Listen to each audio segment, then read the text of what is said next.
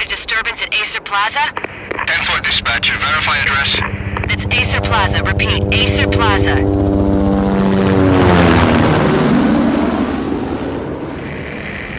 Shots fired on the rooftop. An assault in progress at Acer Plaza. Repeat, an assault in progress.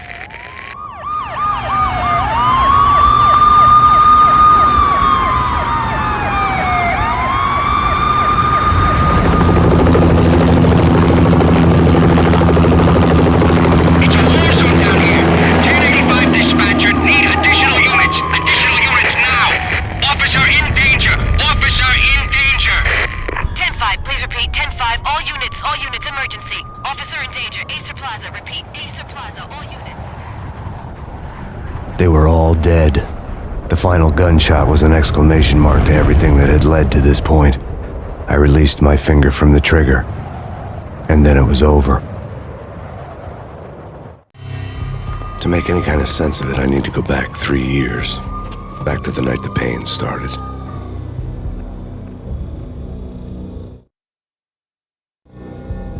I was still on the force back then. NYPD, Manhattan, Midtown North Precinct, Hell's Kitchen. So when are you coming to work for me, Detective Payne? You'd make me work undercover in some hellhole. Sorry, Alex. Michelle and the baby come first. See? My last smoke. It's bad for the baby. That's you, Max. A regular Boy Scout. See, Alex? Still on for poker Thursday night, right? Like taking candy from a baby. Life was good. The sun setting on a sweet summer's day, the smell of freshly mowed lawns, the sounds of children playing, a house across the river on the Jersey side, a beautiful wife and a baby girl. The American dream come true. Honey, I'm home. But dreams have a nasty habit of going bad when you're not looking. The sun went down with practiced bravado. Twilight crawled across the sky, laden with foreboding.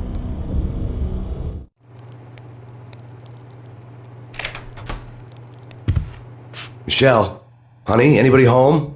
I didn't like the way the show started. They'd given me the best seat in the house, front row center. What the hell?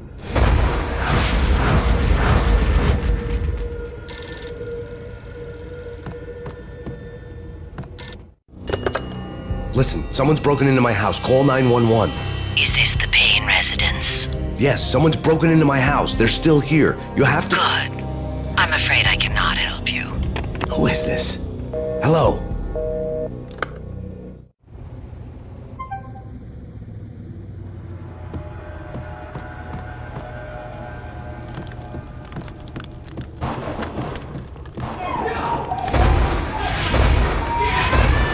Michelle!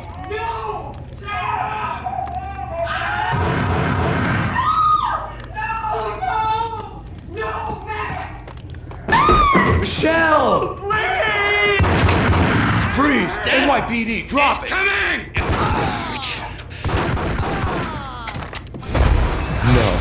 No, please, God, no. The flesh of fallen angels!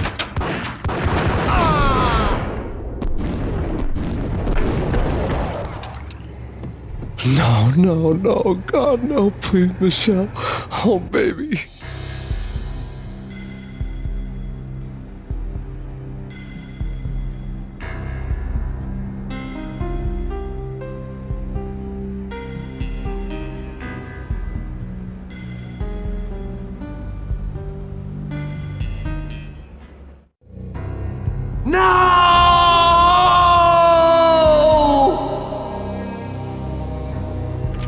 That was 3 years ago.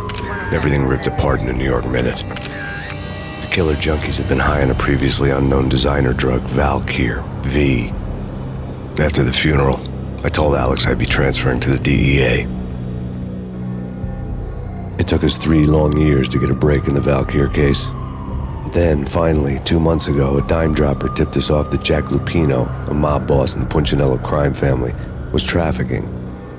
I went undercover, infiltrated the worst mafia family in New York. I came in from the cold and the dark. Outside the city was a cruel monster. I've been slowly working my way from the small time to the big fish, trying to get to the source of the drug. Alex and BB were my only contacts in the DEA, the only ones in this decrepit city who knew I was down here. BB here.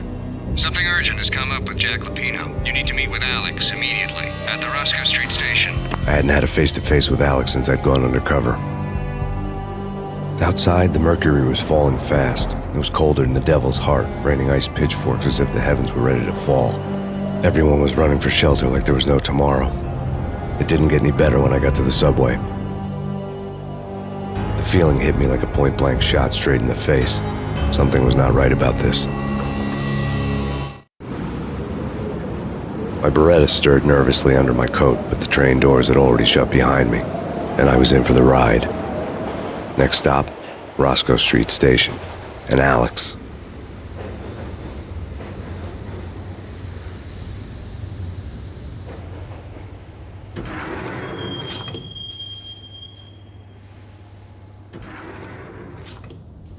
The station was drenched in gloom. Alex was a ghost, nowhere to be seen. I'd have to look for him.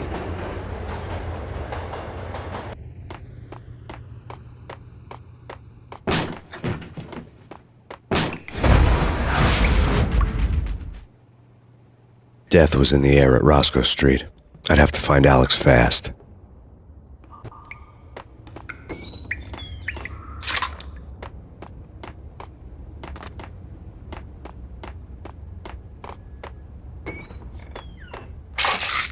The pills would ease the pain. Wasn't Jake supposed to take care of this?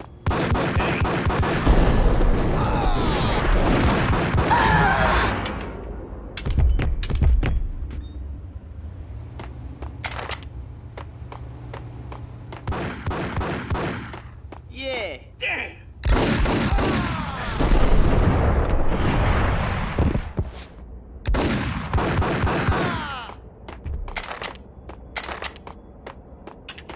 Yo, guys. Hey, we're getting around. Hold it.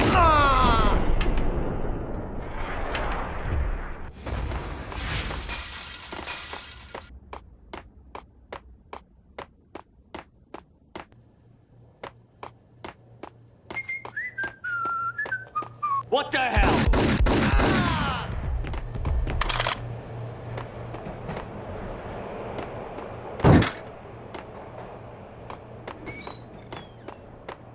Sure. Yeah, really. Sure. Damn!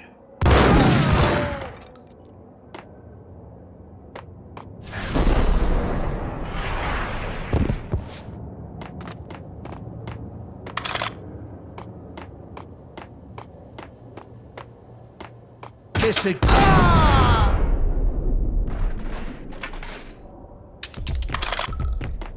You saved me, man. What's going on here? A massacre. These armed thugs just appeared from nowhere. We need to get help. I can make the call from the control room 1 floor up. Can you take me there? Sure, sounds good. Follow me. There's no time to lose. We gotta get to the control room.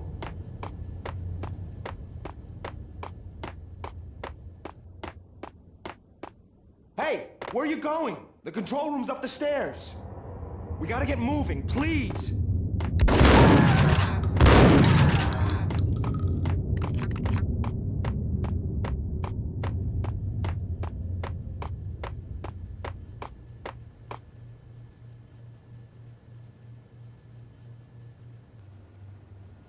Home free. This way. Hey, look out!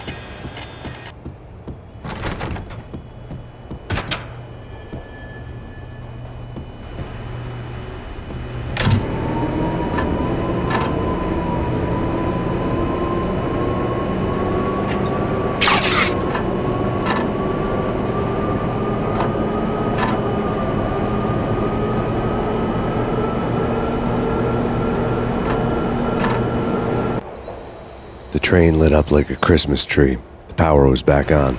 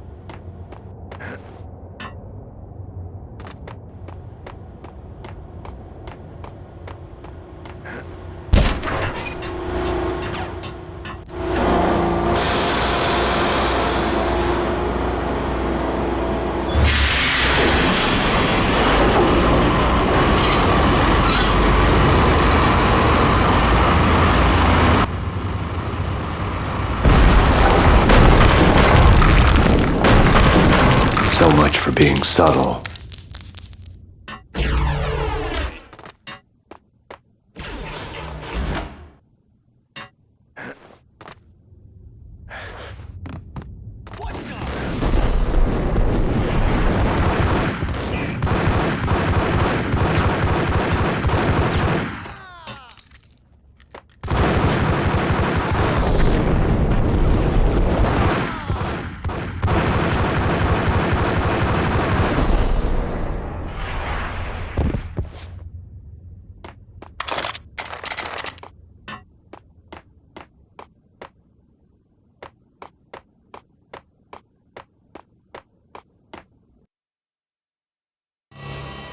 The rusty door led to an abandoned part of the station, closed off since the early 40s.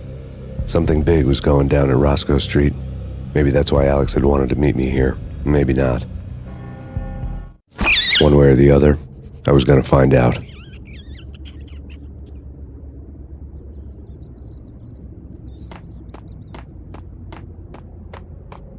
Sure.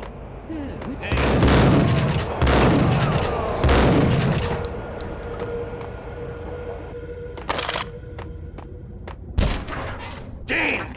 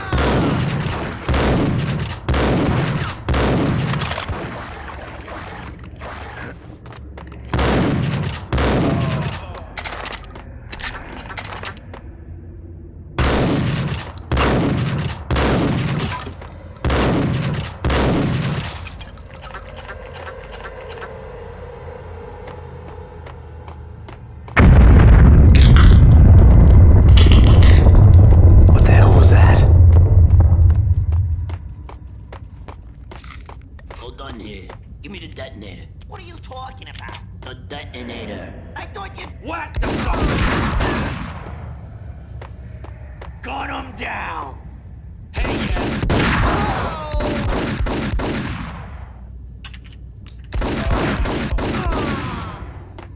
The door had been welded shut ages ago and the bomb was missing a detonator.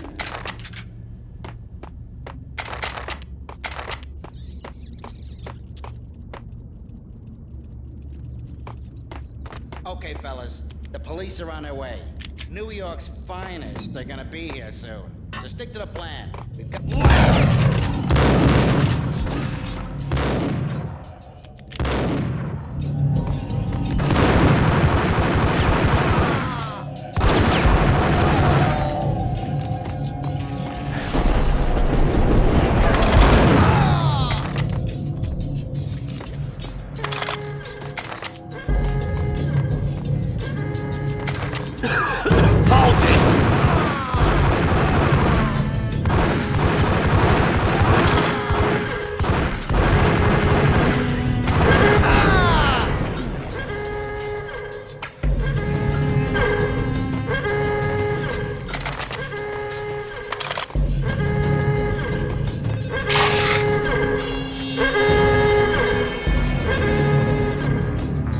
bank robber's score lay on the table.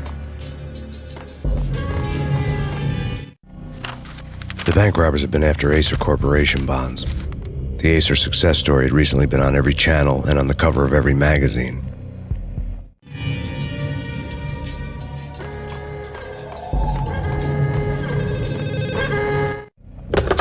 We come to you now live from the crime scene.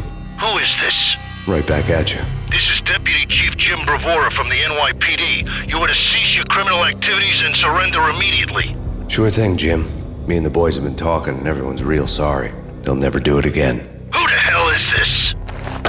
Being placed at the scene of a bank robbery wouldn't have tipped the odds in my favor.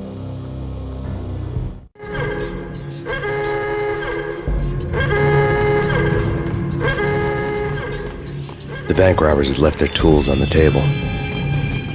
Judging by the detonators, the crooks had bought enough explosives to send Lady Liberty into orbit.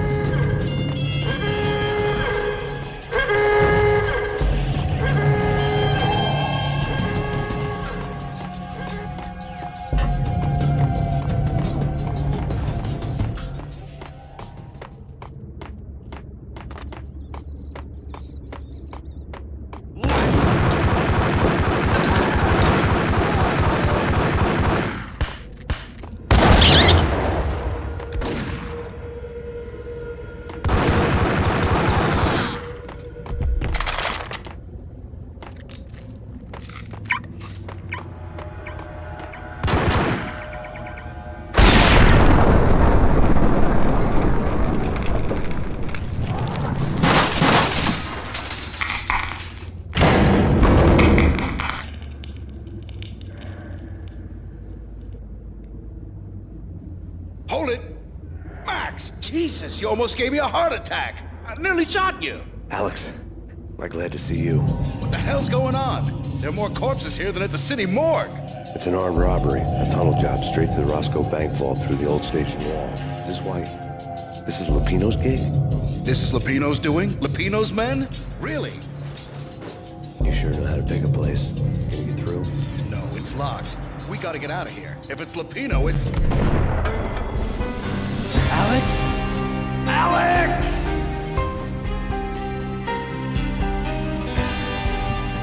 There was nothing I could do. He was dead. I could tell by the empty, accusing stare of his eyes.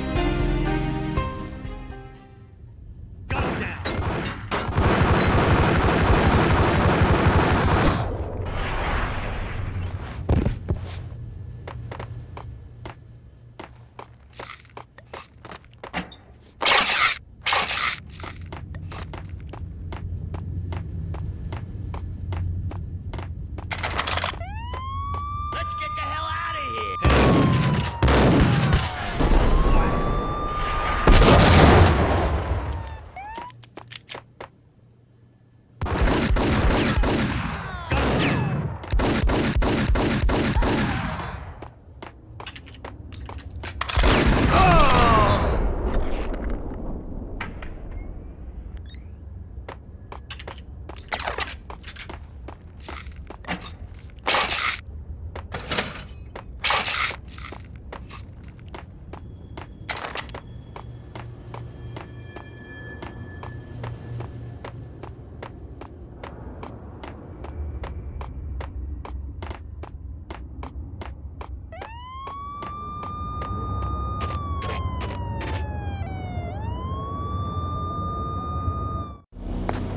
Alex had kept me relatively sane for the past 3 years.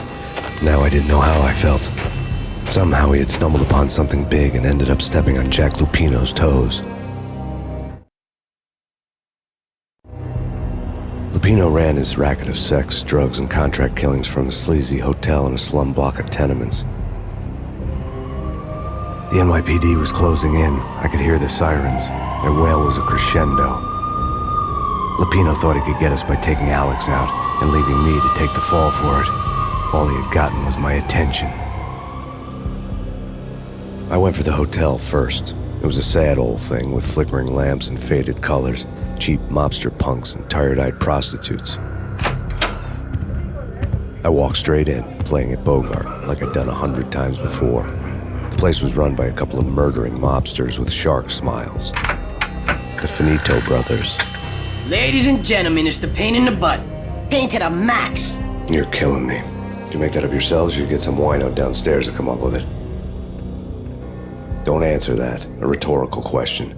I got something for the boss. Lupino around? That kind of depends on who's asking. A friend or a junk squad plan. Don't answer. It's one of them, how do you put it, rhetorical questions. Lupino ain't here, but he said bye. Lupino wasn't in his cheap hotel. Instead, I ran into the Finito brothers. My cover had been blown, the door slammed shut behind me, and then I was dodging bullets like raindrops. Pain in the butt. Ha ha! Pain to the max. Junk squad pig. Gotta take it to Marble City for you. Eat and lying down. We did it.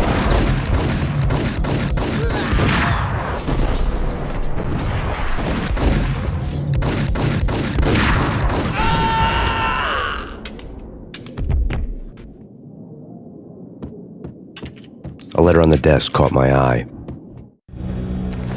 I had met Lupino only once. The gangster ran all his rackets through his right-hand man, Vinny Gagniti. Gagniti was a high-strung whiner on the verge of breaking apart, like an overamped Energizer bunny. He had the brains to run the business, but he lacked the balls, always falling short, taking his frustration out on underage addicts and call girls.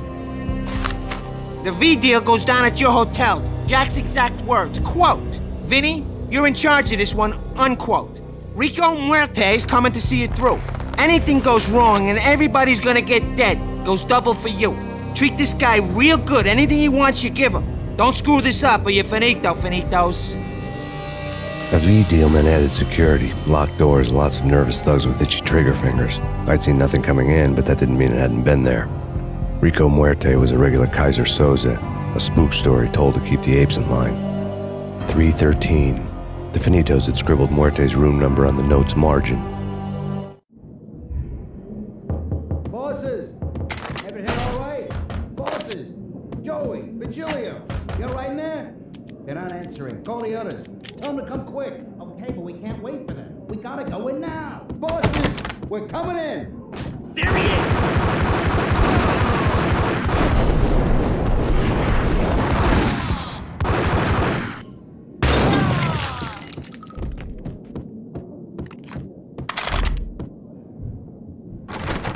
Getting out was not going to be easy. The staircase was locked and the elevator had been busted for a decade or more.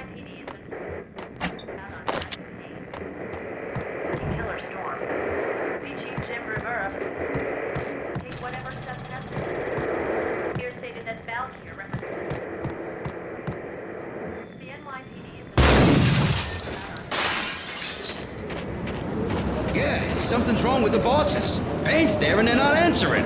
Hey,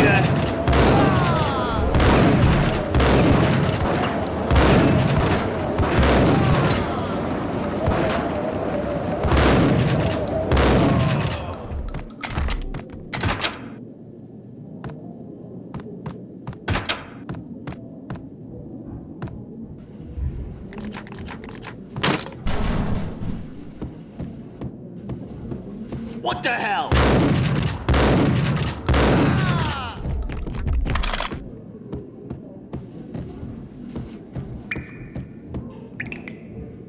Previously on Lords and Ladies. Lady Amelia, Marquis Valentine asks for an audience. My lady. All new episode of Lords and Ladies brought to you in part by Acer Corporation.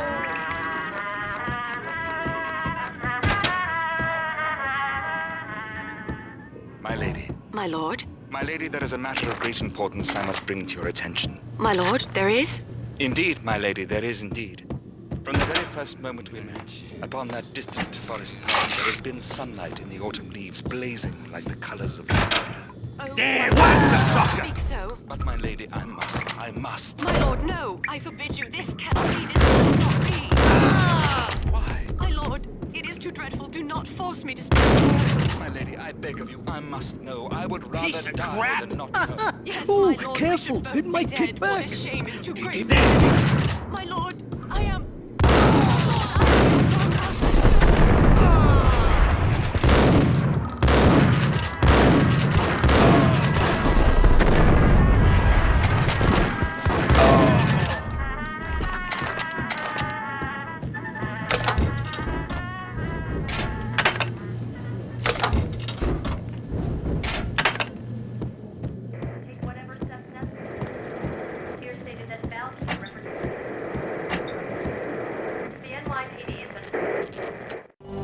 Tonight, the city's fight against the nightmare drug Valkyr took a turn for the worse, as DEA Special Agent Alex Balder was found brutally slain at the Roscoe Street subway station. A suspect was seen leaving the site only moments after the shots had been fired, and the NYPD is currently in pursuit of Max Payne, a repeated felon believed to be armed and extremely dangerous. And now the weather. The worst winter storm in recorded history continues to pound the city. Out on Max Payne. Killer storm. Reaching Jim Rivera.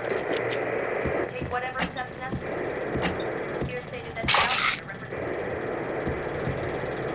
the NYPD is out on Max Payne. Killer storm. Reaching Jim Rivera. V-head junkies could go off without a warning. I had to be careful. It's coming. It's coming. Get him!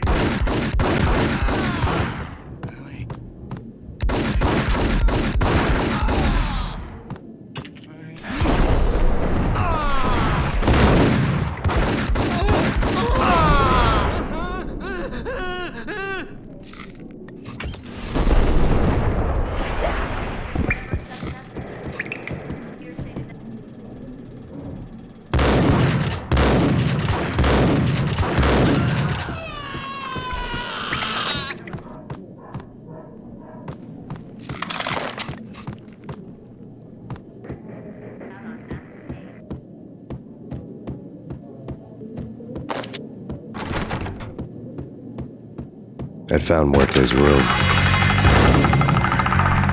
Muerte had received a letter. Our investigation had turned up nothing to link Angelo Punchinello, the head of the Punchinello family, to Valkyr. All tracks had ended with Jack Lupino. The letter in Muerte's room was signed by the Don himself. It was the first hint that the Kingpin knew what was brewing inside his syndicate. The trouble you got into after the Chicago screw-up. The Punchinello family bailed you out. You have been waiting for a chance to pay us back.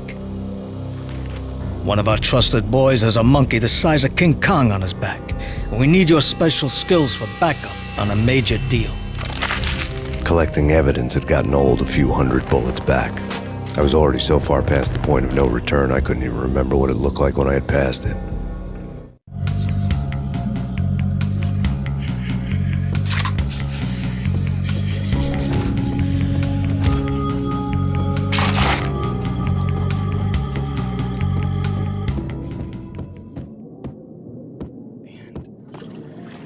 What the?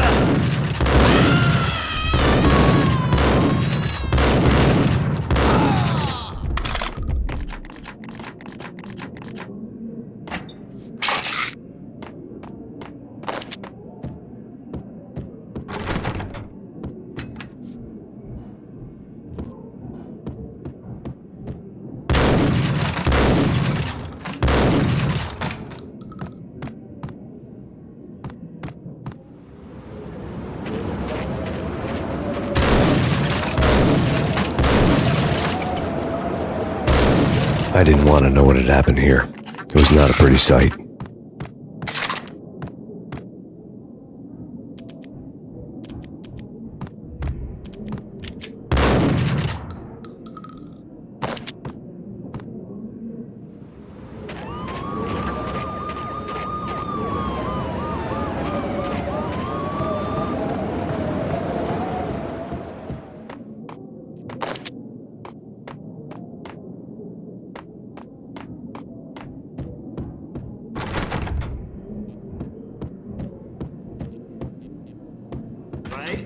Whack the sucker!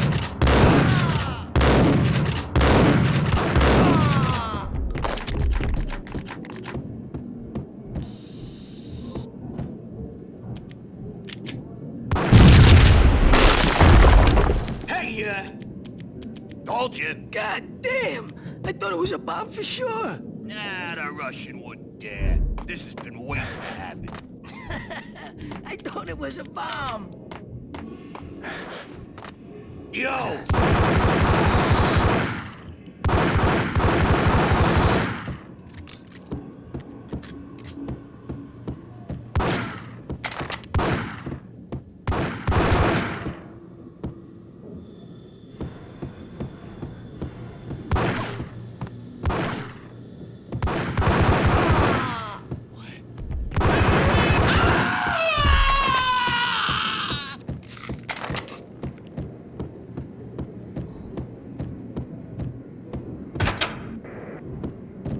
hooker had left her diary on the table. The diary belonged to a hooker named Candy Dawn. The read would have made a vice cop blush. Had talks with the mystery hag over the phone again. Sent her the latest One-Eyed Alfred tape. As long as the hag keeps paying for the tapes, the old man could come every day for all I care. She had a nice sideline, making secret X-rated flicks of her clients and selling them to the highest bidder. It would get her killed if her V-fix for the day didn't do it first.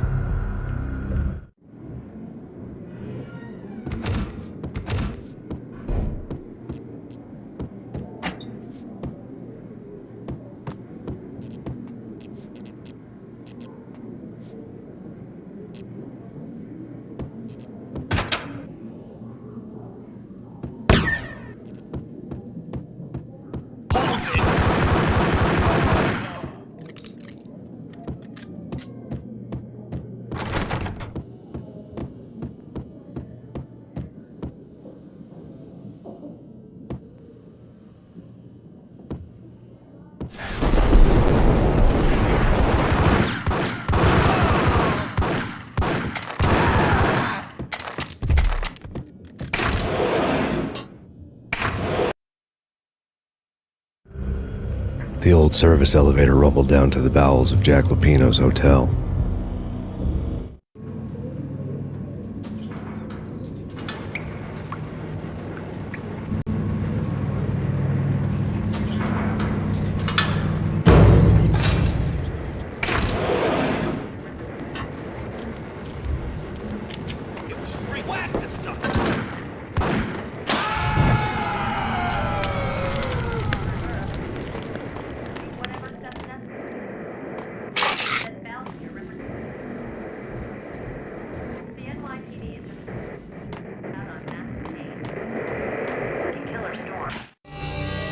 A winter storm warning is in effect in the whole tri-state area, as both freezing rain and heavy snowfall continue. Many roadways are already closed, and people are advised to stay indoors. The severe blizzard has ravaged New York for 3 days now, with no end in sight. We'd been snowed from the start in the Valkyr case. The forecast said there was plenty more where that had come from. But the snowbound city was on my side. Less chance of innocent bystanders getting caught in the crossfire.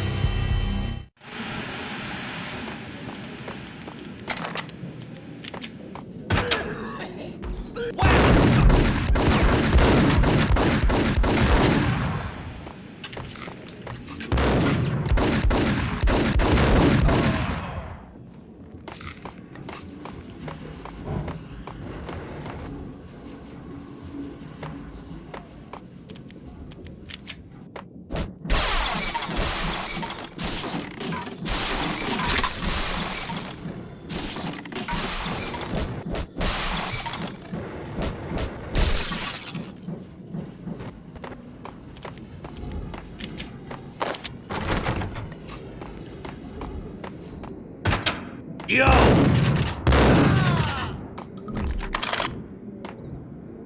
Exhibit number 1, a newspaper. A dead man tied to a chair lay on the boiler room floor. Captain Baseball Bat Boy has an unbeatable track record in superhero death matches. But a 6-pack of root beer gets me every time. The murder weapon was a baseball bat, now lying in a pool of drying blood next to a newspaper folded open on a Captain Baseball Bat Boy comic strip.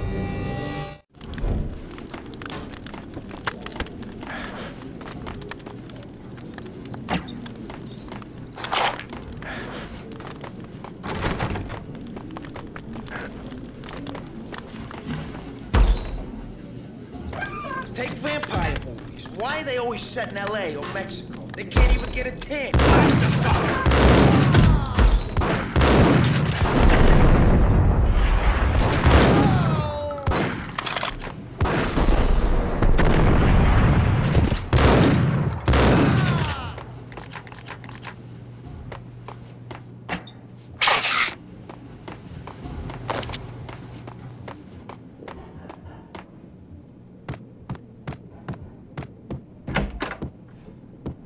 Chill with the guns. Trust me, you don't want to piss Muerte off. Gentlemen, let's do business. Green for green. Cheers at green-eyed angels. Amen.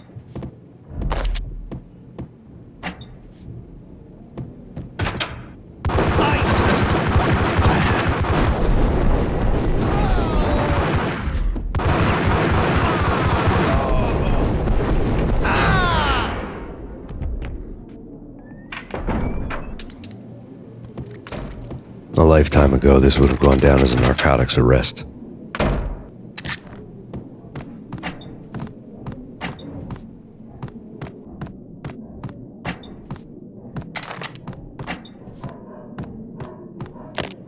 The transparent cylinders glowed green, full of Valkyr. It was dirty money.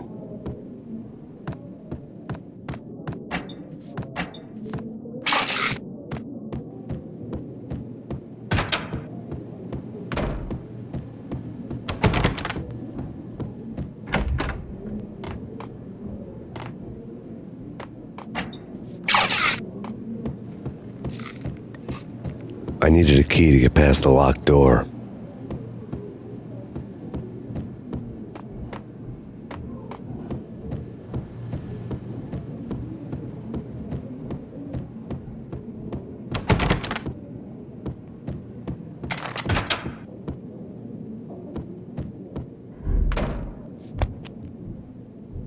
There was a key on the table.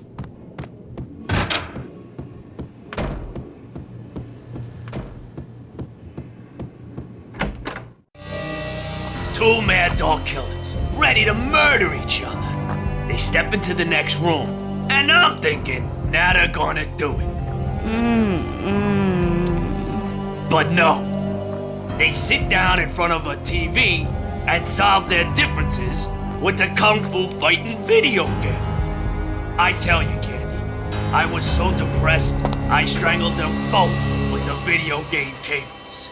Oh, Rico, you're so bad. I am, ain't I?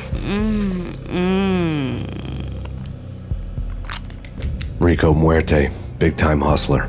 Who the hell? It's that cop. Muerte went for his gun.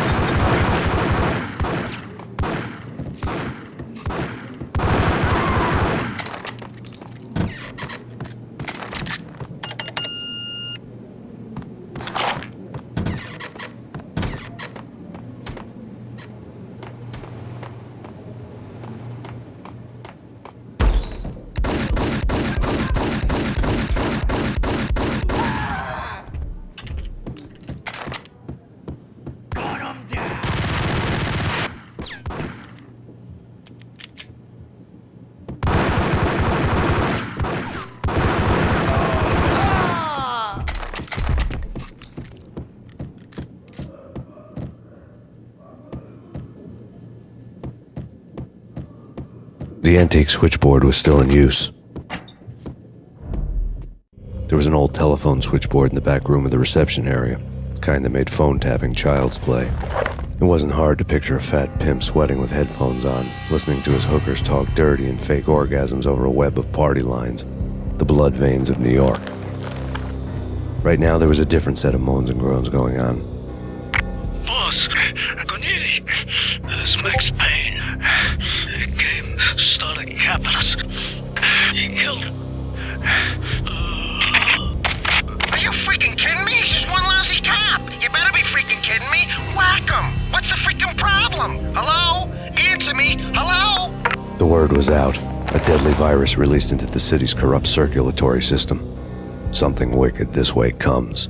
Max Payne at large.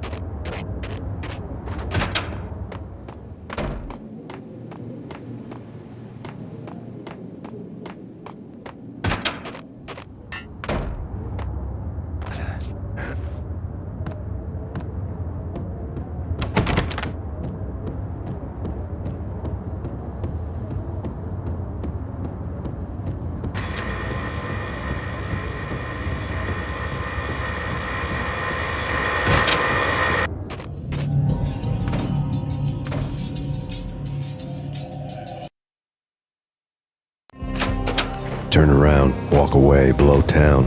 That would have been the smart thing to do. Guess I wasn't that smart. Lupino's tenement buildings were a seedy hangout for all kinds of sleaze. A liquor store, a pawn shop, a laundromat full of mobster bookies and loan sharks. The list went on. The how and why of it was a mystery to me, but they knew I was a cop. They knew I was coming, and they were going to get real trigger-happy about it. I got to see Lupino's hangout all lit up. A bomb went off, turning snow into liquid gold. A pillar of fire lifted the remains of a car straight up into the air. The flames were highlighted on the hood of a black Mercedes-Benz as it coasted down the street real slow, as if the driver didn't have a worry in the world. I got a good look at the man riding shotgun. It was Vladimir, the head of the local Russian mob, the fly in Don Punchinello's suit. The ringing in my ears was the sound of a mob war being waged.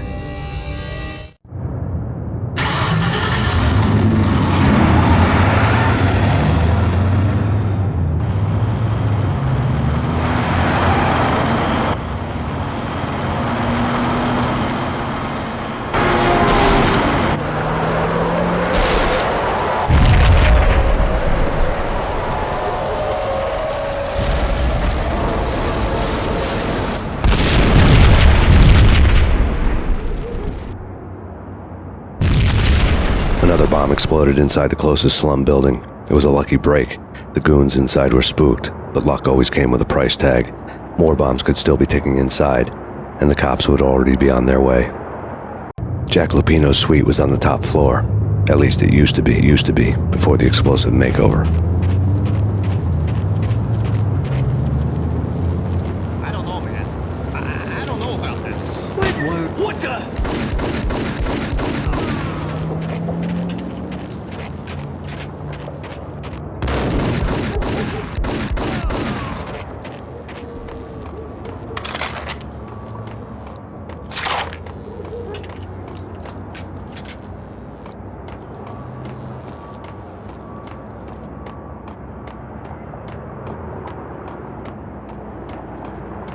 The headlines were a depressing read.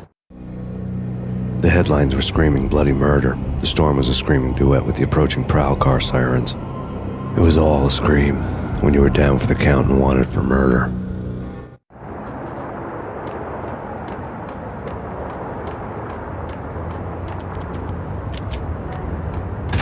What the?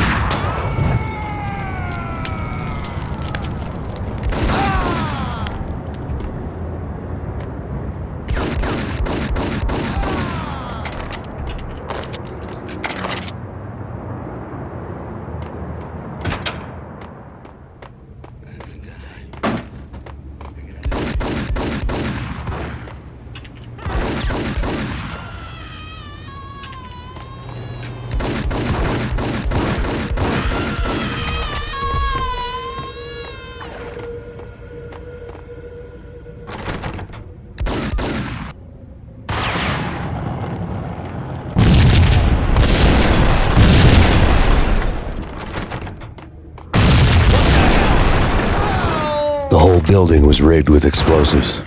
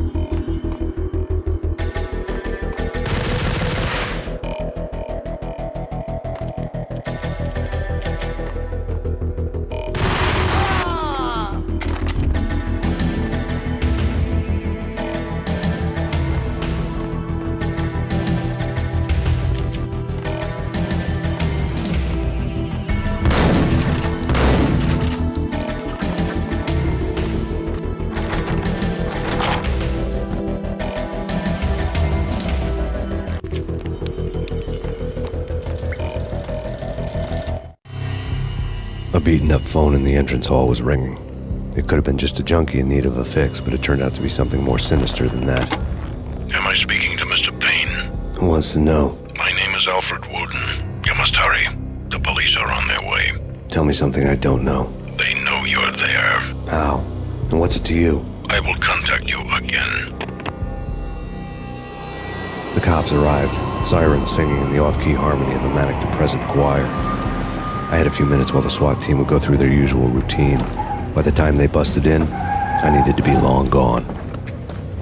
Max Payne, this is Deputy Chief Jim Bravura from the NYPD. Drop your weapons and come out with your hands above your head.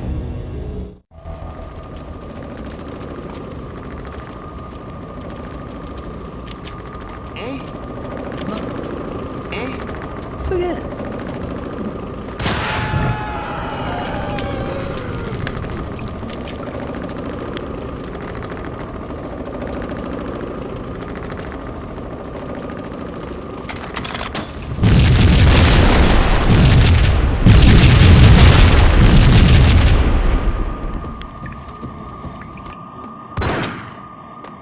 Someone had left a letter on the key on the shelf. Suddenly it all made sense. The bombs, the Russian mob boss making an appearance in person. Gognitti was his usual self, all talk and no walk. After our hit, the Russian has only a couple of guns left and they can be bought. There's no freaking way he has the guts to try anything after that. As it turned out, the Russian had plenty of guts. One thing you could count on, you push a man too far and sooner or later he'd start pushing back. Hold it right there! Max Payne, this is your final warning. Surrender or we'll be forced to... What the?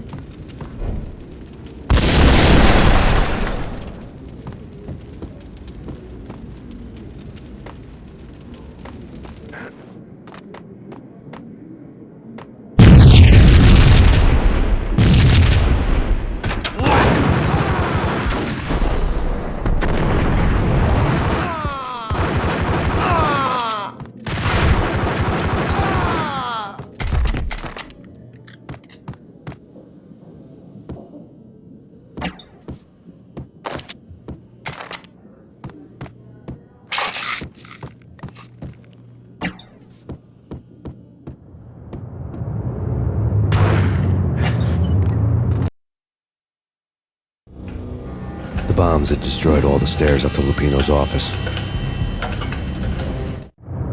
The alternate route led there by way of adjoining rooftops.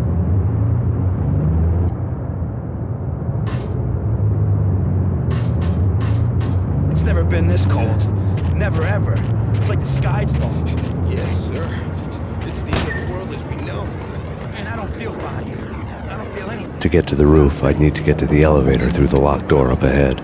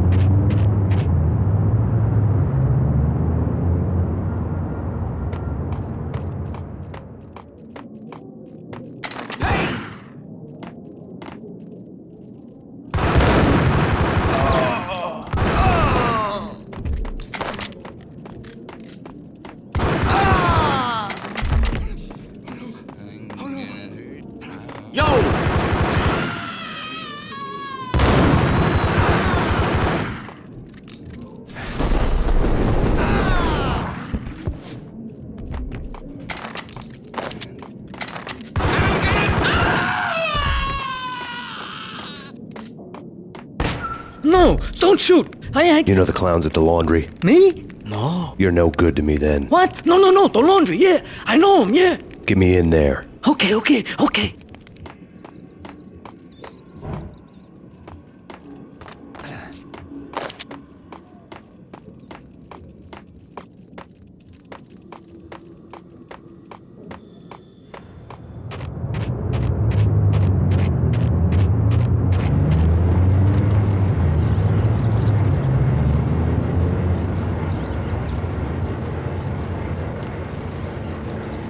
It's me. Open up. Let me in, quick. Not so fast. The password. John who? Come on. Okay, John Woo. All right. Come right in. It's a trap!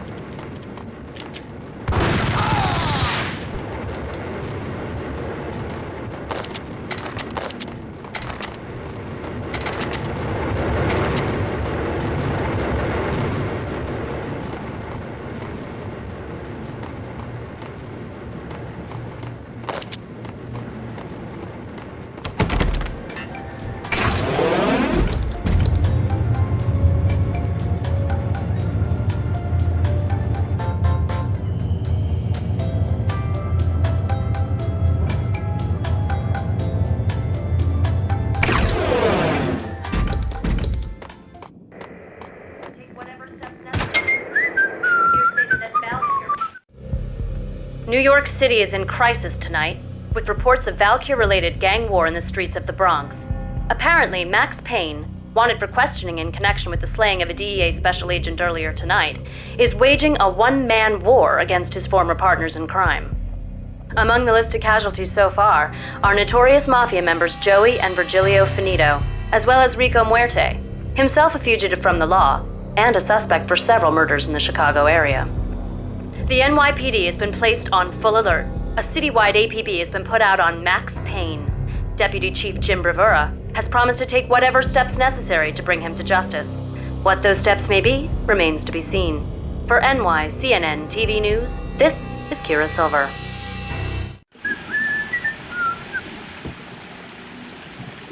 Hey!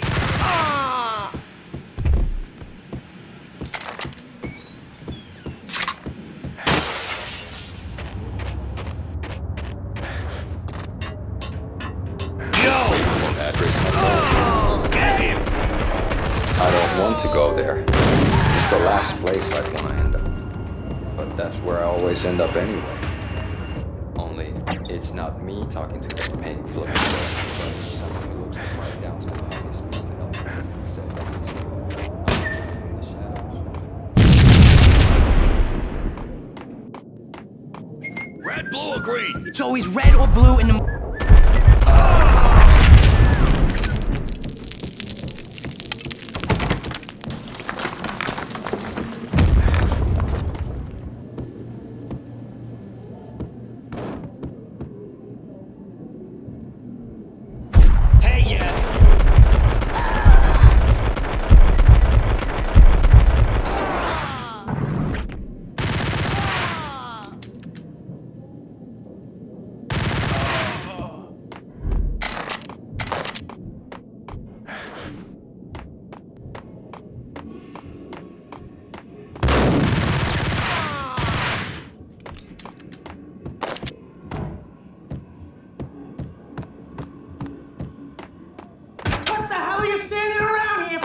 They're bombing us! What are you doing? You're doing nothing!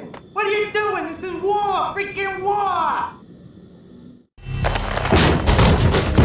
Vinny got needy. Just the man I've been killing to see. Payne? Freaking Fed! I knew from day one there was something screwy about you. What do you think you're doing? You're a freaking cop. You ain't got squad on us. You can't just come in here waving your piece like it meant something. Yeah! Oh my God! Oh God, you shot me! Ah! You're dead, Payne! What the hell are you waiting for, you apes? Kill him! Kill him! With pleasure, boss. Gagniti bailed. I made like Chow Yun Fat.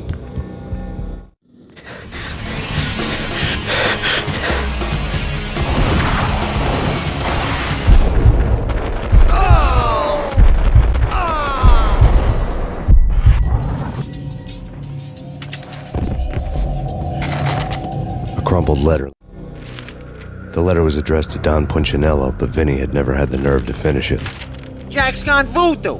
Just the other night, he shot Dino because he wanted to see what his brains looked like splattered on the wall. He's a freaking mad dog. We're running out of men and business fast. Gagniti had been living in mortal fear of his boss. Jack Lupino was a psycho. Lay on Gagniti's desk.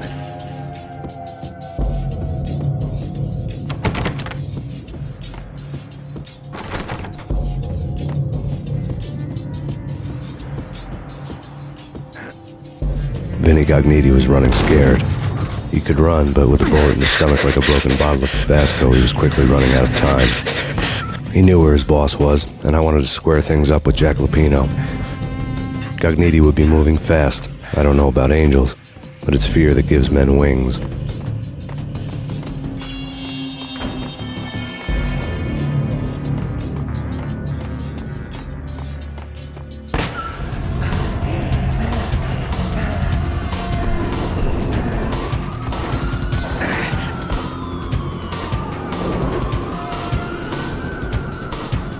Gagniti hitched a ride. To catch him, I'd have to follow his lead.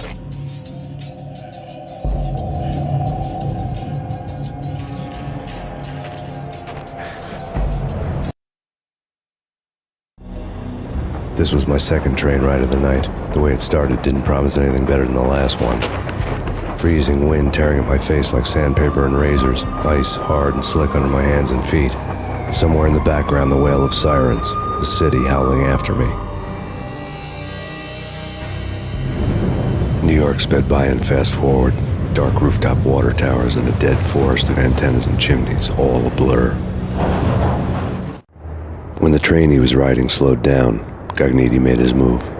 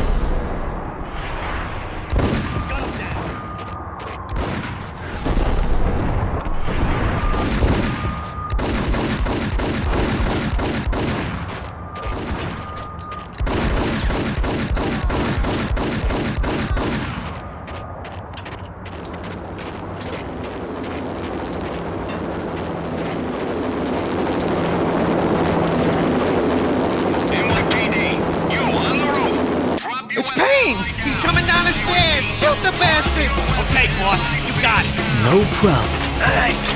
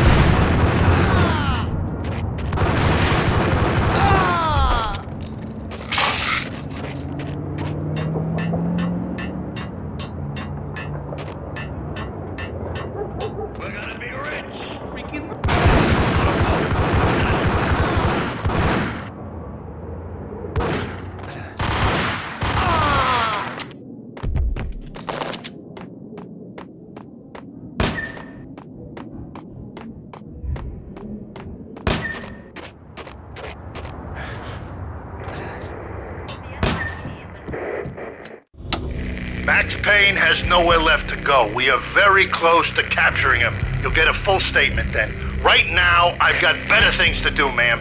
That was Deputy Chief Jim Bravura from the NYPD with no further comment at this time.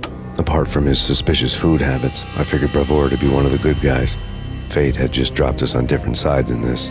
But when it came to capturing me, he was way out of his league. I had already ditched the cops a couple of rooftops back. For now.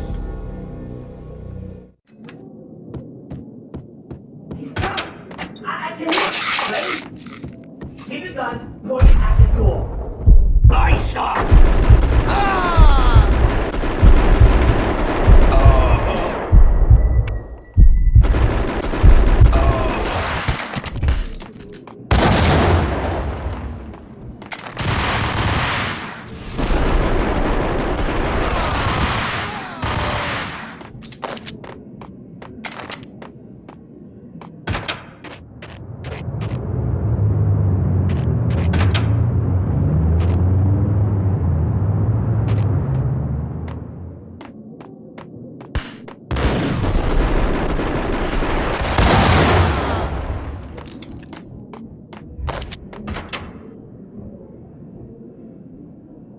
Open, goddammit! Payne! I'll kill you, you lousy freaking... Gun him down!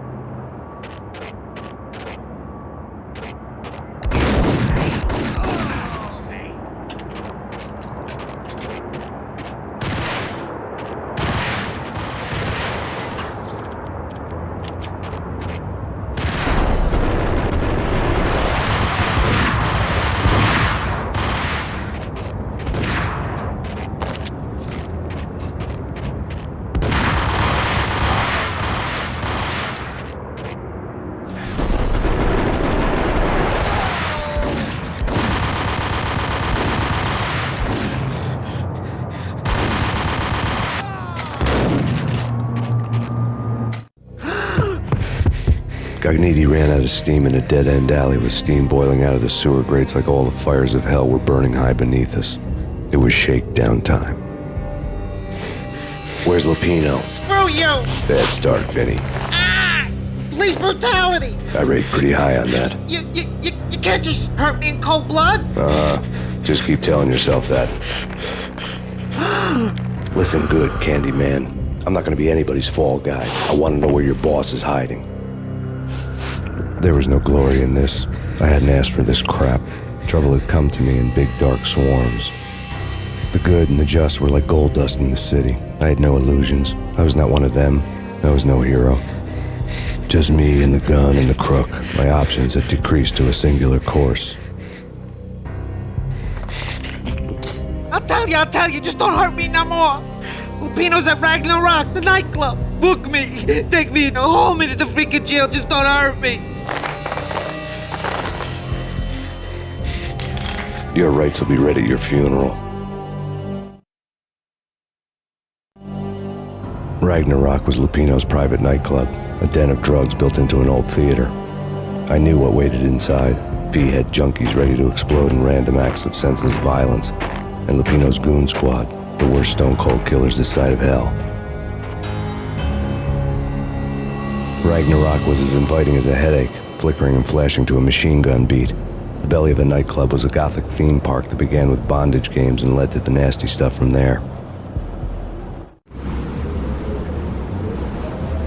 As subtle with its dark message as a cop killer bullet through the heart, like father, like son, just like Jack Lupino.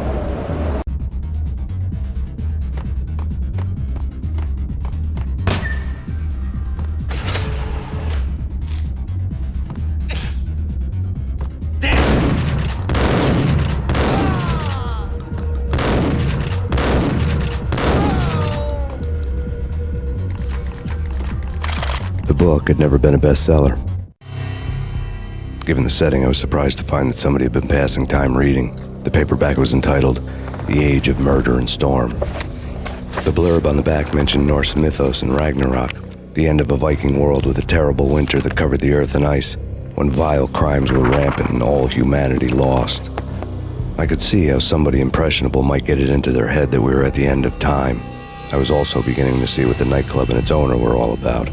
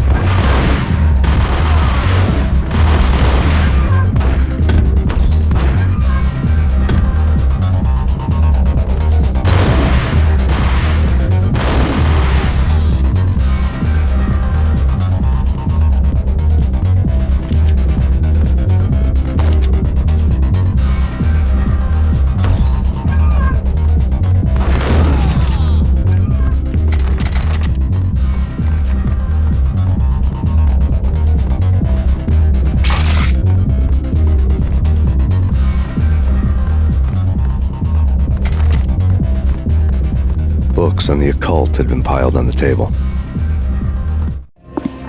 The room was stacked with light reading, such as Necronomicon, Witchcraft, and Paradise Lost. Old exotic titles like Malleus Maleficarum and De Umbrarum Reini Novum Portus. Books with pentagrams on their covers, all dealing with the occult and the infernal, lying between stacks of horror videos and a couple of Ouija boards. The only thing I could take seriously was the thought of Lupino taking it seriously. He had been spending a lot of time getting intimate with the guy downstairs.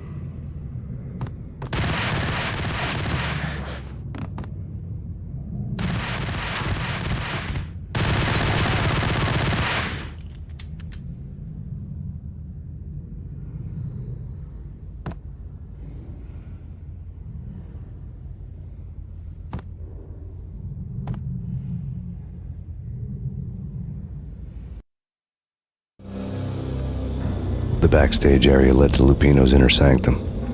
The hot air inside was like an invisible wall, thick with incense and something else, a sickly sweet smell that made you gag. This was the rotten core of the Big Apple. Lupino lurked somewhere ahead, like a spider at the center of his web, waiting. The vapors in the air started to make my head swim. Torn pieces of a letter lay scattered on the sofa.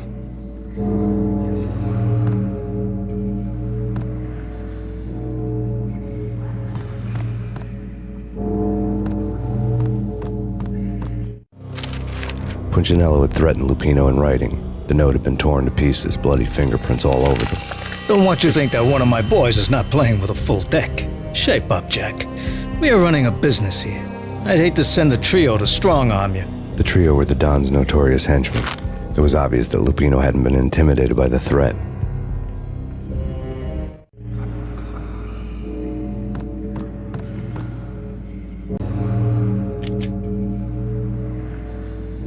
The flesh of fallen angels! Come to me all! Astaroth, Beelzebub, Asmodeus, Baphomet, Lucifer, Loki, Satan, Cthulhu, Lilith, Ella! Blood to you all! Living under the skin of reality. I've seen it. The corruption of flesh. Oh! I'm the wolf! Yeah! I am the wolf! It's close. It's coming. You have come. A witness to the end of time. It's now! I will rise to her side! I don't need the words! I'm beyond the words!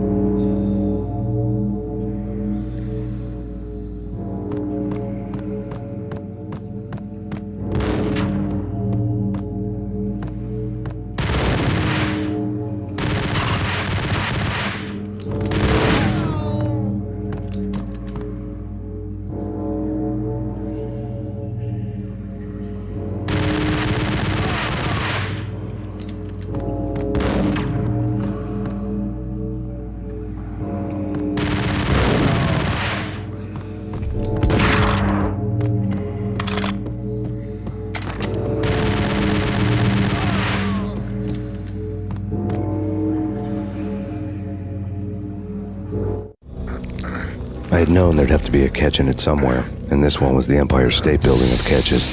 Lupino was pumped up and dying to go 15 rounds with a mutant alligator. And then he started this spooky monkey talk, straight from a bad dream. Mine. I have tasted the flesh of fallen angels. I've tasted the devil's green blood. It runs in my veins. I've seen beyond the world of skin, the architecture of blood and bow and arrow. Death is coming! She is coming, and hell follows with her. This is the twilight winter. I am ready to be her son. Her time is now, and all who stand in her way must die!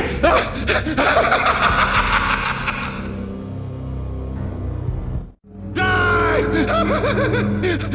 You'll die! You'll die! Now!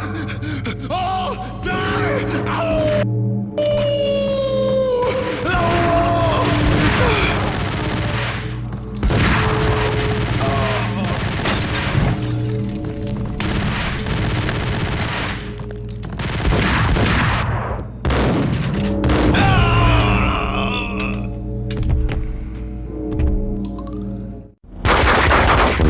finally went down, I wanted to make real sure he'd stay that way. V was a bad monster. Turned them into friggin' zombie demons from outer space. I think he's dead already. Huh? And that's when it happened. But dead or not, you've got the wrong guy. In stepped this knockout femme fatale holding a gun to my face. I returned the favor. Lisa Punchinello. Lisa Punchinello was the Don's wife. Mona Sax. Lisa's evil twin. Your safety's off, evil twin. You might hurt someone with that gun of yours. Lisa's the damsel in distress. I'm the professional. I'd blow you away without batting an eye. Sure, and you can check out my credentials splattered all over this joint. Jack couldn't have framed you. Not the state he was in. We're after the same slime bag. Angelo Punchinello's the one who murdered your friend and framed you with it. You know this for a fact? I've got my sources. I don't have a clue these days. I just shoot them as they come. Who put a contract on the archfiend? This one's mine. I hate the guts of that sadistic wife-beater. Why not pool our bullets for this one? I thought you'd never ask. My finger was starting to twitch. How do you like your whiskey? I'm easy, as long as you don't try to slip me a Mickey. You're a real angel, Max. It was good stuff. Tasted sweet as honey going down. Nothing personal. Can't risk you going berserk and getting Lisa killed.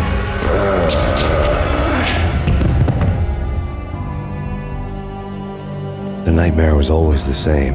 Violent shapes moving in darkness, old and ugly. The killer's mad laughter was a riddle filled with wicked innuendo.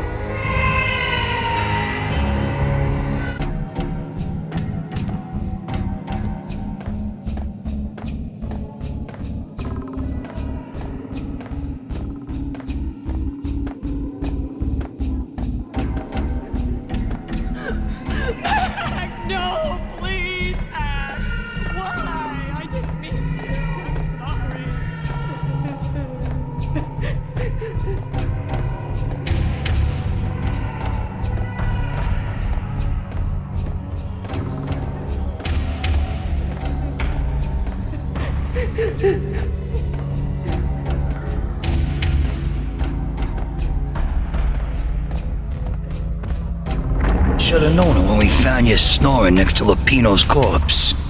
A comedian, huh? The pictures were filled with good old times.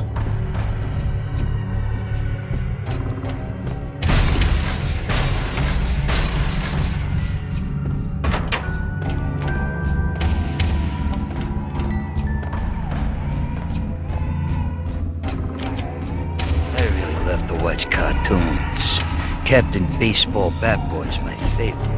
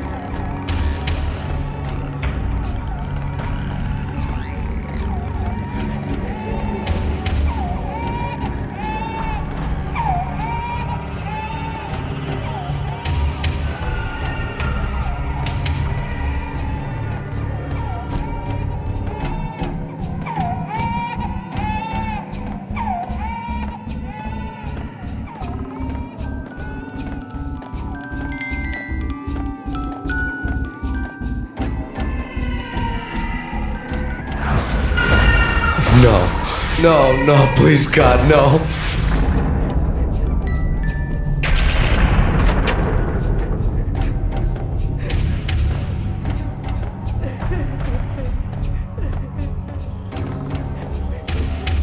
Slice him, dice him, shoot him full of holes, blow him to bits, vaporize him, disintegrate him. No matter what you do, they'll still be back good as new.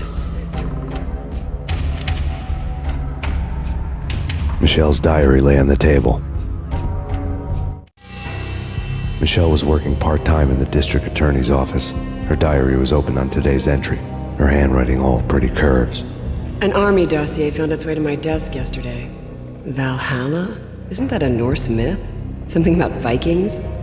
I tried to tell Max about it, but he was busy, that cute frown on his brow. Guess it's nothing, just a mix-up at the courier service. From now on, I would always find time for her. It was a hollow promise. Too little, too late.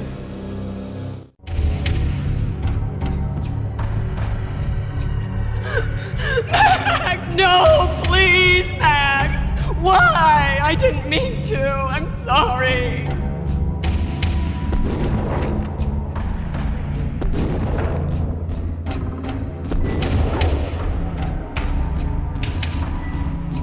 Murderer! You killed her!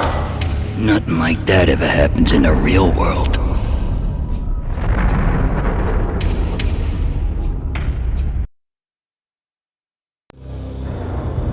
I woke up in a bad dream. My head felt 2 sizes too small for my brain. Max Payne. I envy your name. And the killer was smiling. Pleased to meet you. I'm Frankie the Bat Niagara. Niagara, as in you cry a lot? He had a baseball bat and I was tied to a chair. Pissing him off was the smart thing to do.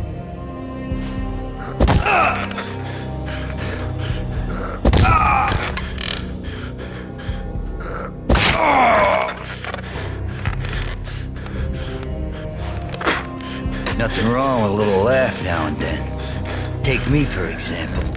I love to watch cartoons. Cartoon violence is a fascinating thing. Let's take a break. I need to take a leak and maybe grab a cold one at the bar. Don't worry. I'll be back to finish this off.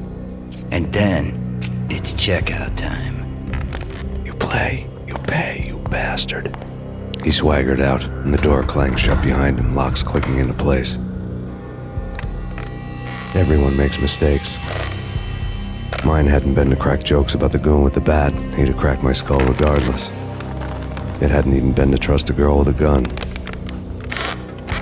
I had blindly gone after the first bad guy on my hit list when I should have been aiming further up the ladder, at the head of the Punchinello family. I couldn't bring myself to be pissed at Mona. Guess I had a soft spot for a pretty face.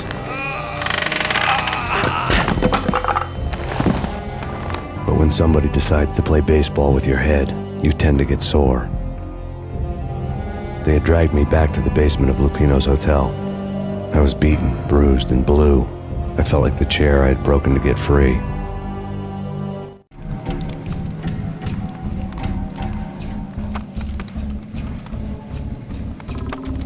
All I had was Niagara's bat, sticky with my own blood.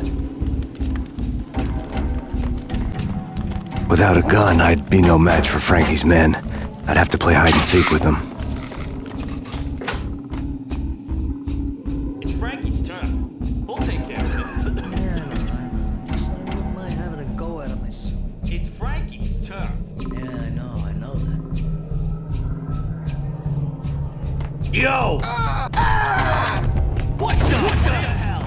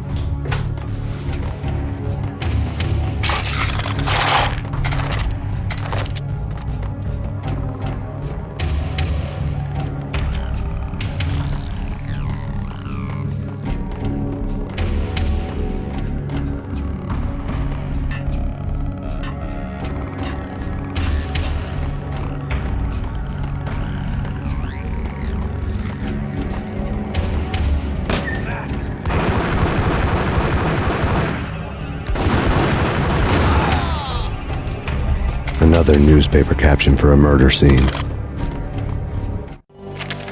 Frankie had left his calling card, a Captain Baseball bat boy strip, next to a sewer passage filled with bodies. You'd better not mess with Captain Baseball Bat Boy. Even my arch enemy, Bicycle Helmet Girl, swoons at the sight of me. Aha! There were enough corpses to put a mass murderer to shame.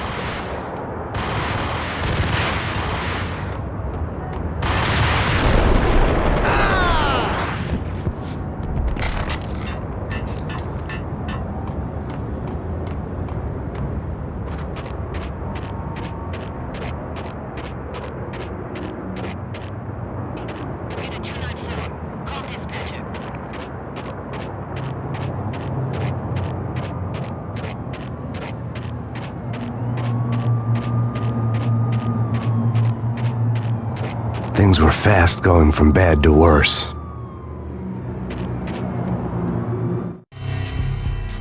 The men in blue had come and gone. They had decorated the place with chalk outlines and tied it together with yellow tape. The cops who had stayed behind were dead. Frankie, his boys, and I had the place all for ourselves.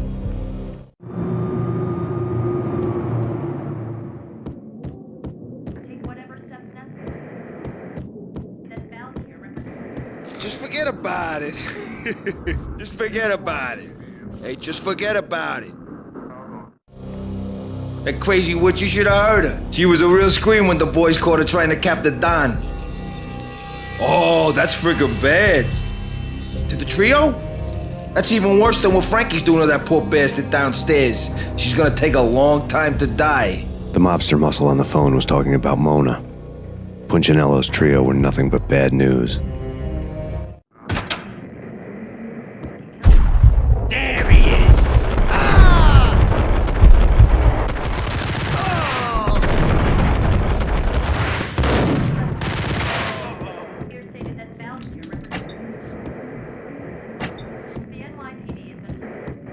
More evidence that Punchinello didn't like me much. The fact fact remains that all the victims so far identified in the Ragnarok shooting have been known criminals, many of whom had large doses of V in their blood. Reliable sources say that Max Payne was also among those killed, although no body has been recovered at this time. Reliable sources. That meant somebody thought the Mafia had me, didn't want the cops snooping around anymore. The body would be delivered to them barely recognizable. Case closed. Don Punchinello had the power to be that reliable source, which was no news. But his news was old news. Framing me hadn't been enough. Don Punchinello had put a hit on me. He wanted me dead, and it had been important enough for him to give written instructions to Frankie about it. Max Payne should die like a dog for the trouble he's caused.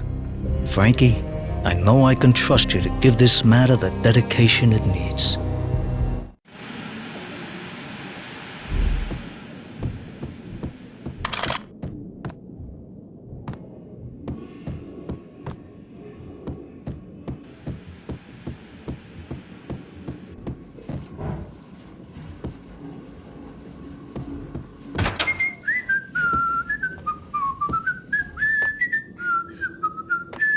What the? Oh!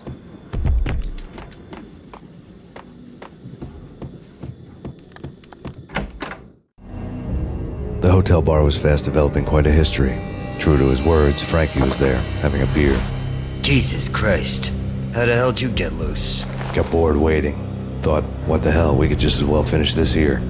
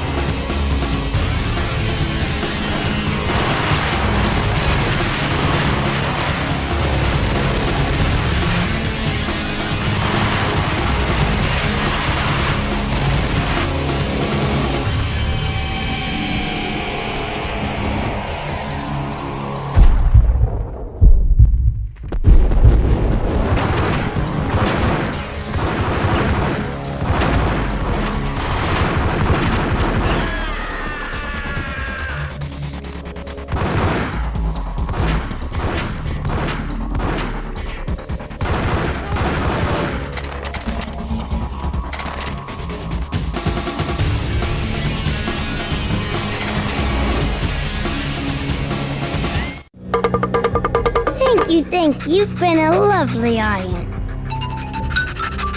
Had enough? I don't play with girls anyway. Unfair!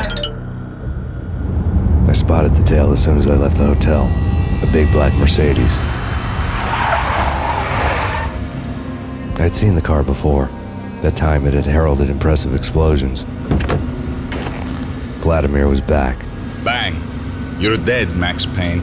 I might have laughed if I remembered how. What's this supposed to be? Cops and robbers? Look, you want something with me? Get in line. Peace, man. Relax. You know you are a real news item. Armed and dangerous.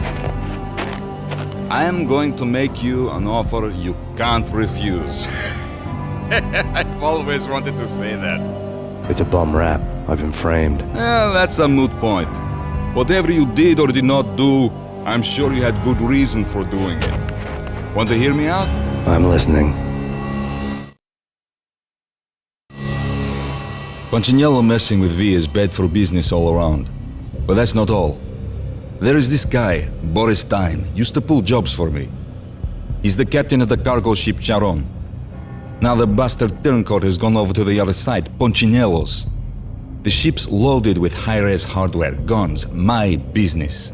If Punchinello gets hold of that cargo, he's won and I have lost. And you'll have your work cut out for you.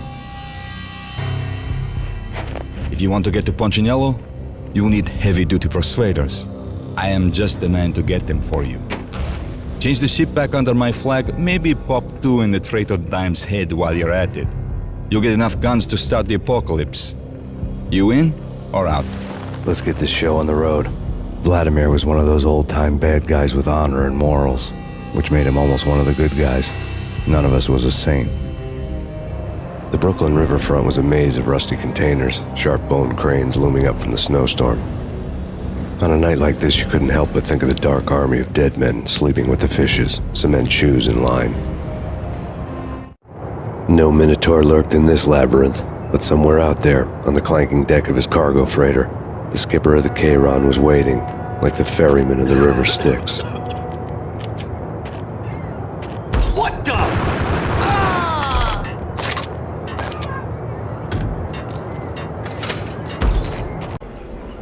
Cargo freighter, the skipper of the Chiron was waiting, like the ferryman of the River Styx.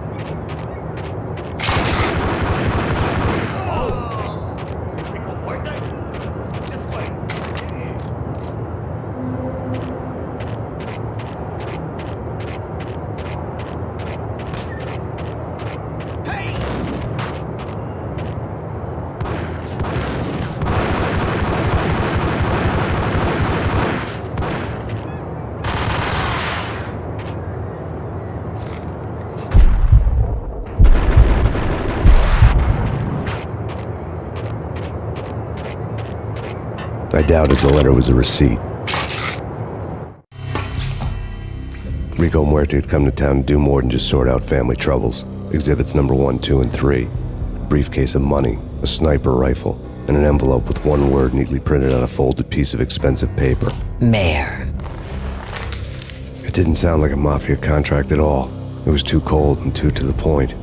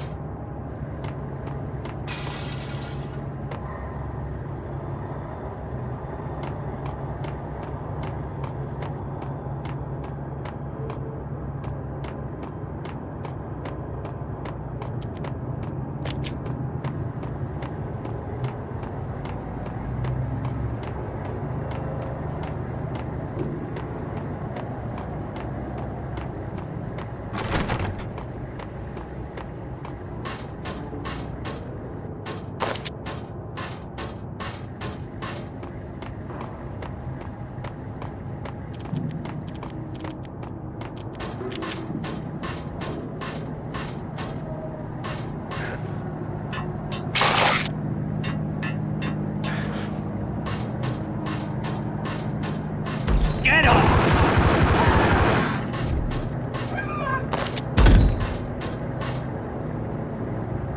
I had found Boris Dime's ship.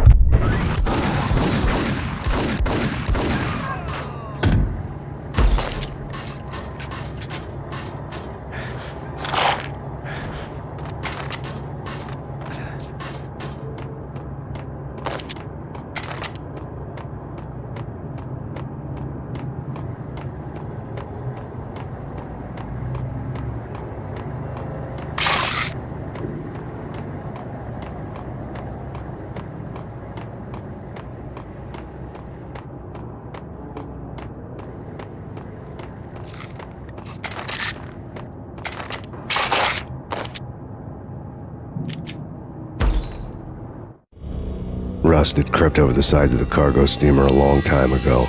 Boris Dime would be on board. I'd have to smoke half of his crew to even get near the gangplank. Guns were probably being kept in the hold, buried amidst the rats and oily water.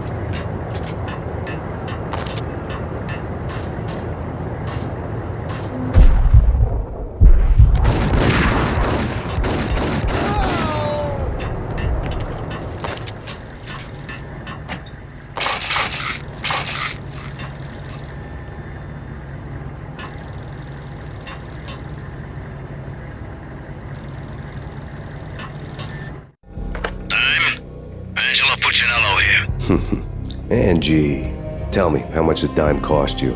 I bet it was more than his name. Max Payne. Right the first time. You're dead, punk. You sure you're not confusing me with Boris here? But you are right, of course.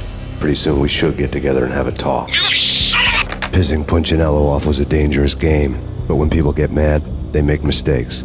I should know. That's where I wanted Punchinello, mad enough to trip over his own feet, preferably into a grave.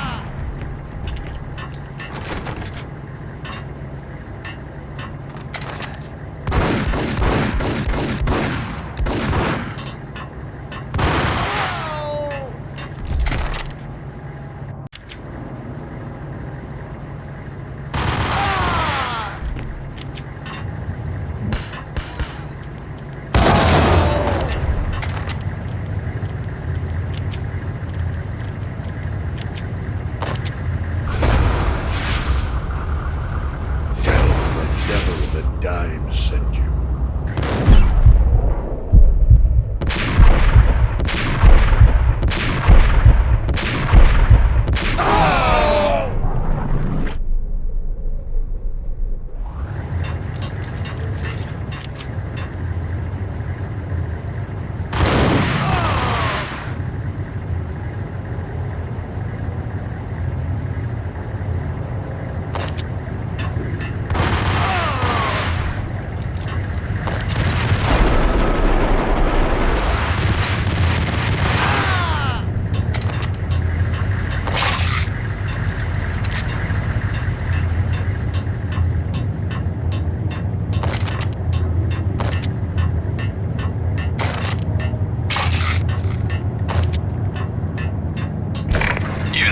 To handle yourself.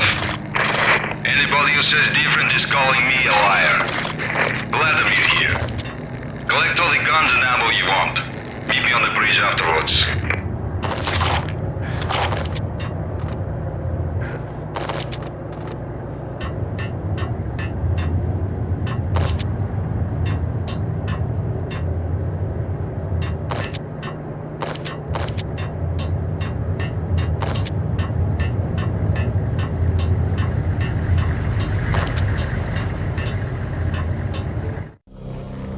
Did you get everything you need? Check.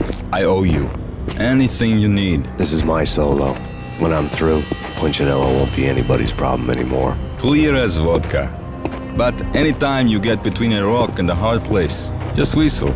This could be the beginning of a beautiful friendship. You really get a bang out of this big-time gangster act, don't you? Even with all this firepower, I figured I couldn't get to Punchinello at his manor.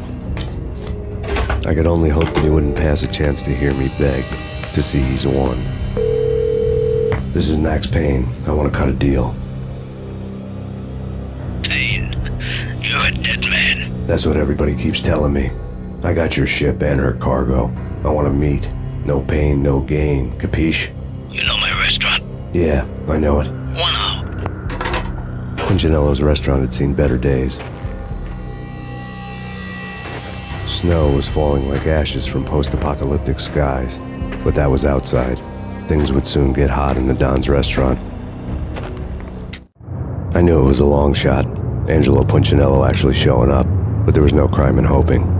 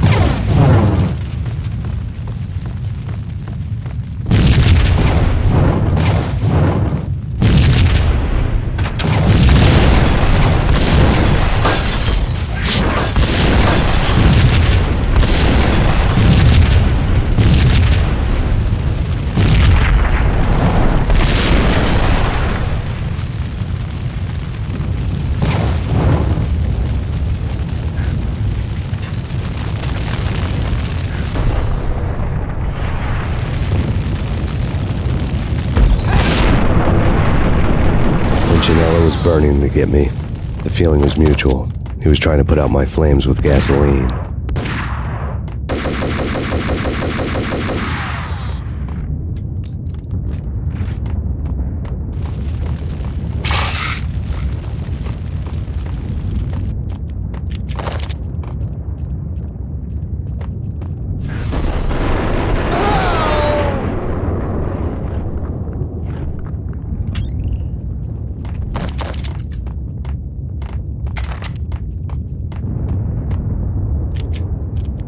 The mobsters have been guarding a real treasure, the way out of this disco inferno.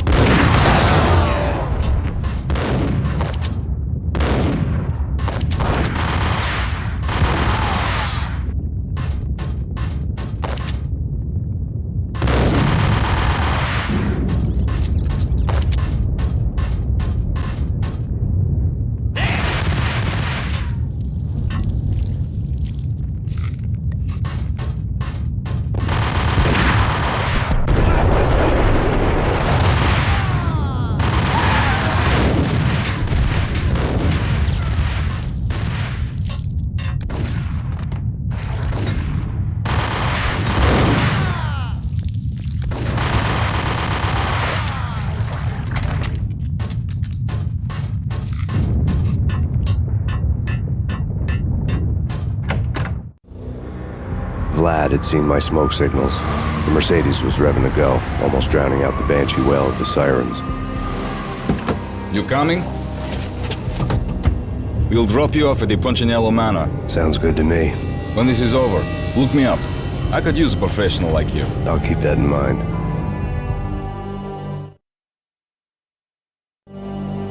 The night groaned with cold. The garden lights flickered nervously.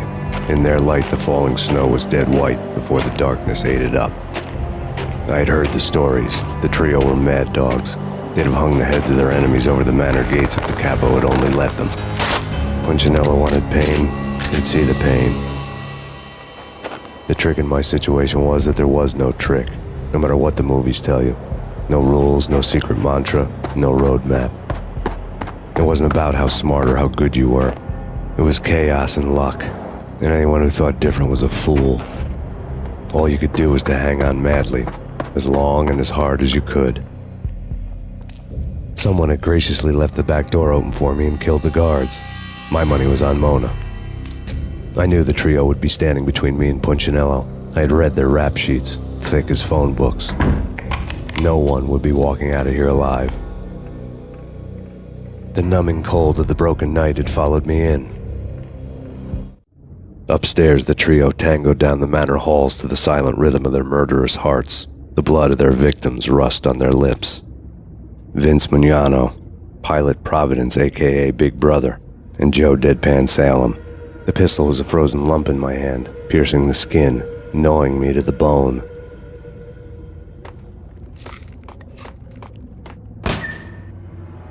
In death, the thug had been promoted to messenger. Someone hadn't enjoyed the Don's hospitality. Someone with a flair for the dramatic. Someone who had let herself out of a locked cell and past a couple of armed guards. My thoughts were on Mona again. I could only hope she was a good enough gambler to walk away while she was still winning, before she'd run into the trio.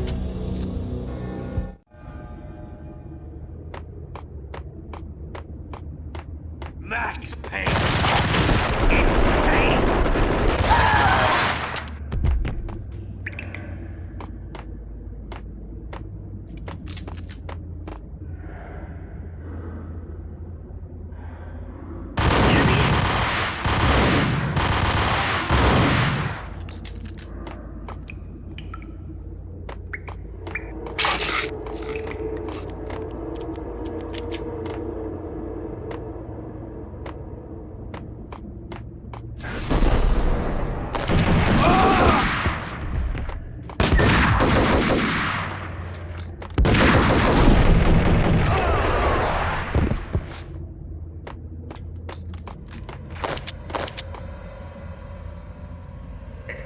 Someone get the guys from upstairs! No one's going anyplace. Too late for that. He walks in, we waste him. Vinny and Joe and Pilot won't get the credit for this kill. Hey,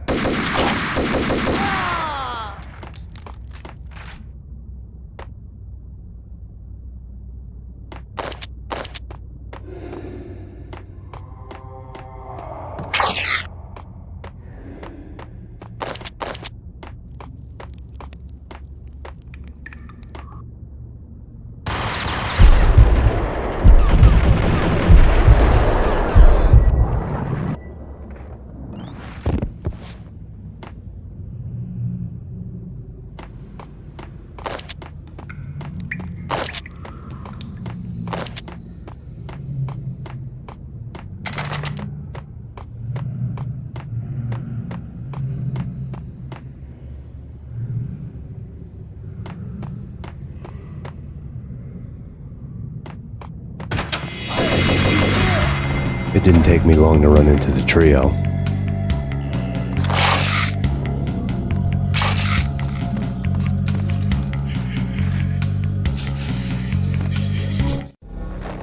The word on Lisa Punchinello was that she was a bit of a witch.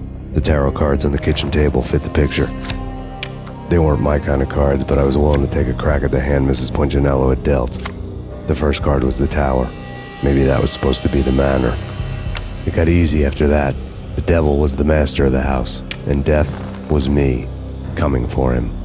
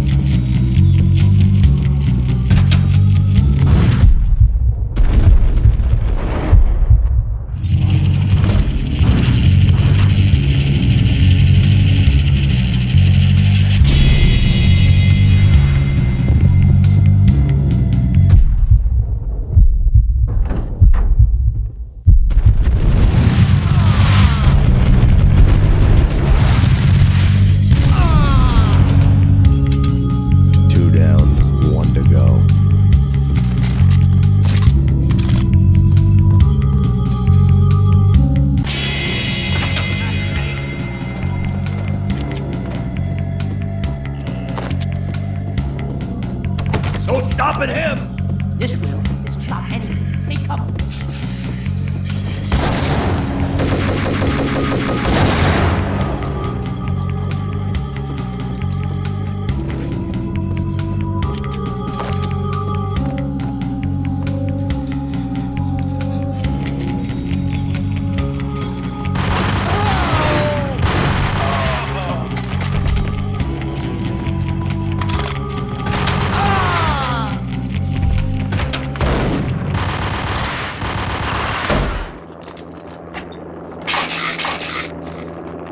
It was too late for her. You're a real angel, Max. I couldn't tell whether it was Mona or her sister. The body was a mess. The sick bastard had really gotten a kick out of it. Seeing her lying there got me thinking about another woman's body on another bed. Got me thinking about a fallen cradle.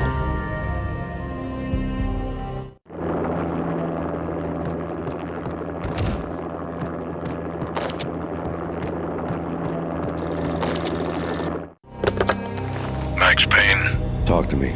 Alfred Woden. You've got company. An armed helicopter just landed on the manor grounds. You must hurry. The more the merrier.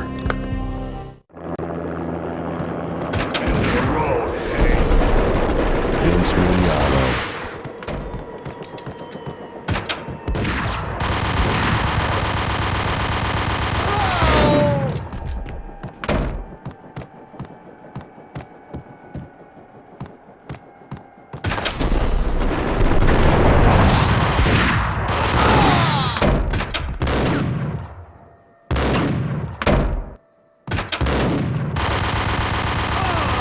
Punchinello's trio was done for.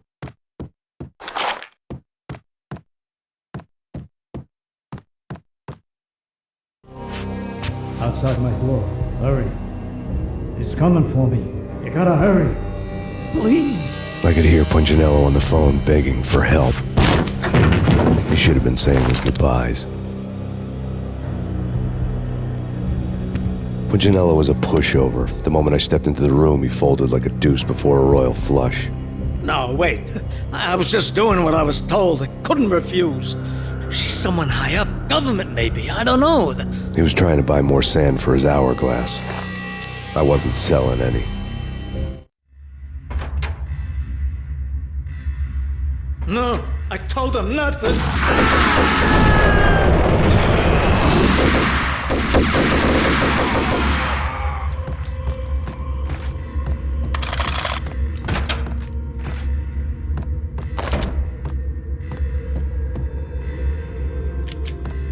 Drop it. Don't move. Game over, Max Payne. I could tell when I was outgunned. It was time to take another beating. The mystery witch was a real barracuda. Trouble on dagger heels, a smoking assault rifle in her hand, and an army of killer suits behind her. How sweet. I get to kill two birds with one stone. Sooner or later, it was going to catch up with you. Mr. Payne, it's time to show you the benefits of my brew. Be a good boy now. You'd find that Lady Luck was really a hooker. You were fresh out of cash.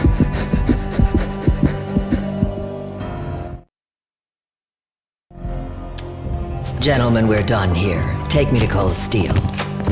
She had just given me an OD of Valkyr. I could feel green fire eating my brains. They turned to steam. They did a fade on me. I'd never had a chance. The witch had got me just as sure as if she put a gun to my head and pulled the trigger. The shadows rushed me, bruised mugshot faces hungry for revenge. They knew my weak spots and closed in for the kill. The floor turned into a vortex of green blood. I fell. The flesh of fallen angels.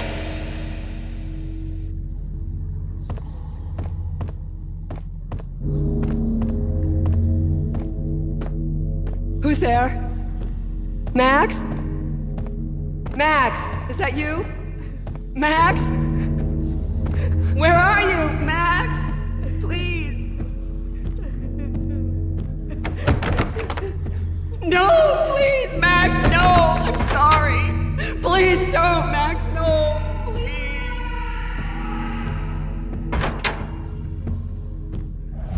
Max? Where are you, Max? Please. The letter was staring at me. There was something disturbingly familiar about the letter before me. The handwriting was all pretty curves. You're in a graphic novel. The truth split my skull open, a glaring green light washing the lies away. All of my past was just fragmented still shots, words hanging in the air like balloons. I was in a graphic novel. Funny as hell. It was the most horrible thing I could think of.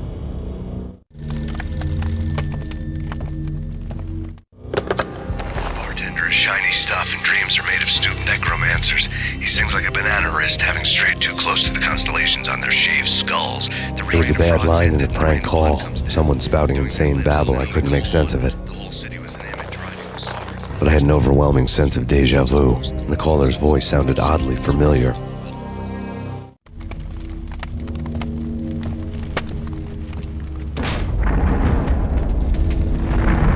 The weird piece of paper looked dangerous. There was something disturbingly familiar about the letter before me. The handwriting was all pretty curves. You're in a computer game, Max. The truth was a burning green crack through my brain, weapon statistics hanging in the air, glimpsed out of the corner of my eye, endless repetition of the act of shooting, time slowing down to show off my moves, the paranoid feel of someone controlling my every step. I was in a computer game. Funny as hell, it was the most horrible thing I could think of.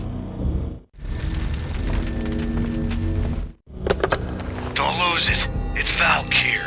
The drug. Snap out of it. Try to remember. It was a bad line in a prank call, someone spouting insane babble. I couldn't make sense of it. But I had an overwhelming sense of déjà vu, and the caller's voice sounded oddly familiar.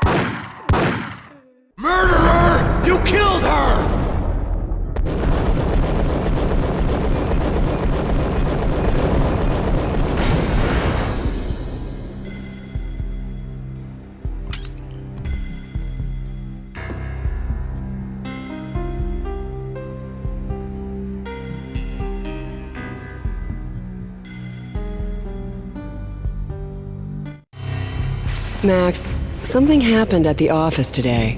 A strange memo. Something about Vikings. Honey, I gotta run. You can tell me all about it this evening. Have a nice day, darling. The bullet holes were rubies on her chest, blood glowing on her ivory skin. She was so beautiful. The killer was smiling. The flesh of fallen angels. Slowly, the green nightmare faded, leaving dark stains on my soul that would never come off. I felt like flatlining. I was all shook up. I woke up in a cold sweat, sick and tired to the bone, lying in a puddle of my own puke. The hag had said take me to Cold Steel before it had all gone crazy. It was a clue, the only one I had. It took me forever to crawl back to my feet and hit the road, but when I did, I drove straight to Cold Steel Foundry outside the city. There was a whole lot of action around the place for a freezing winter night. Trucks coming and going, men running. I had the drop on the mystery witch. She thought I was dead. I was on her blind side. I was going in. The bad trip had put me in a crazy mood, adrenaline pumping through my aching veins. Staggering on the mill roof in ice and snow and wild wind, I was a ninja. My kung fu was strong. I wasn't kidding anybody. At best, I was Superman on kryptonite about to fall through a skylight, down to where it was all going down. A half-abandoned industrial area in the middle of nowhere. The factory was a perfect front for any number of illegal activities.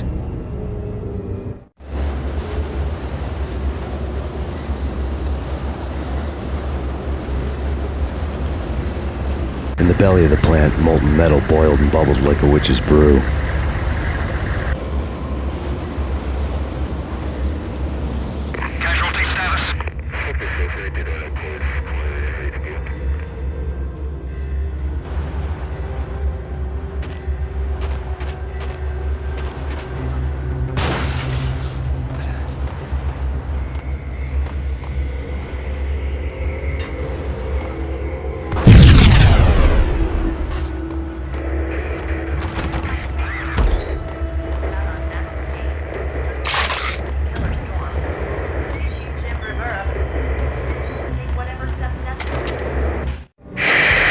Life-threatening weather conditions.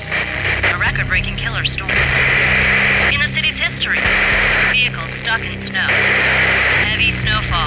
Forecast shows severe weather is expected to continue. Out in the night, snow fell like confetti over the Devil's Parade. The storm was anything but over.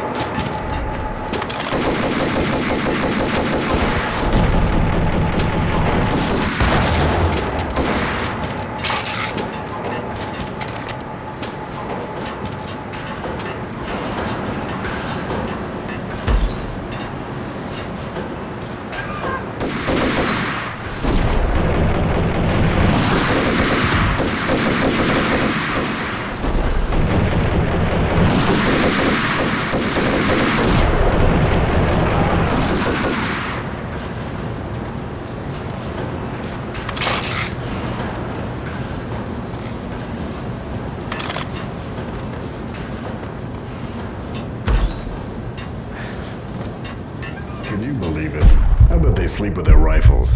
I bet they've given them names.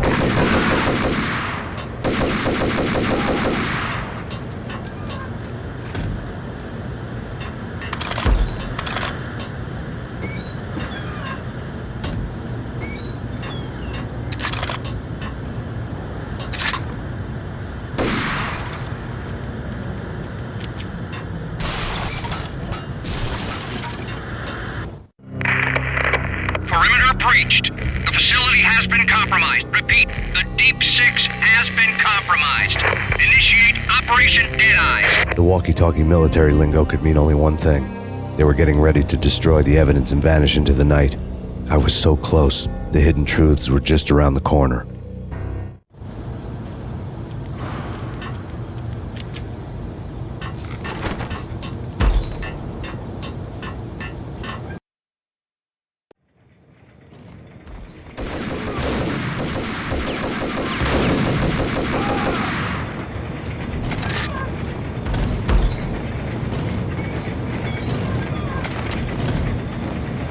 Folder on the table. The mercenaries were running a tight operation, paperwork and all. Merchandise missing again. A chemist had tried to smuggle it out for his own private party. Locked him up in cell B7 in D6's old test facility to wait for proper processing. I was close enough to hear the secrets, just beyond the next doorway.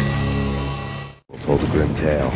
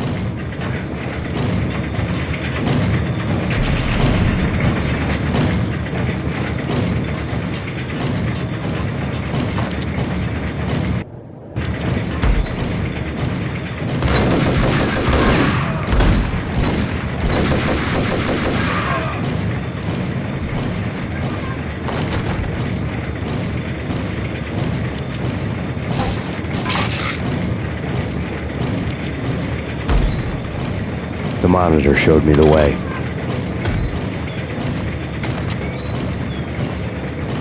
Processing diagrams filled the control room screens, all but one. An elevator titled D6 on one of the screens, somewhere onwards, past rows of ovens, in the core of the plant.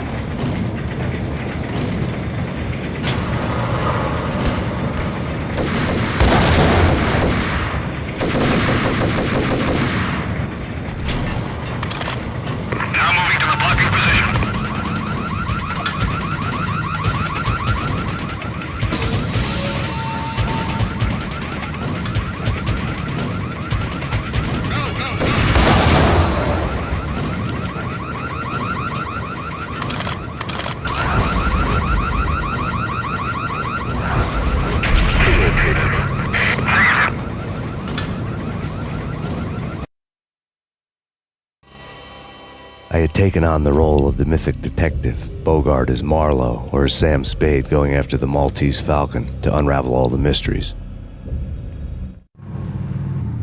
Following a path of clues to that final revelation, even if it would take me down to the cold, cavernous depths of a grave. You can't do this! My men are still inside! Do you have any idea why this is called Operation Dead Eyes?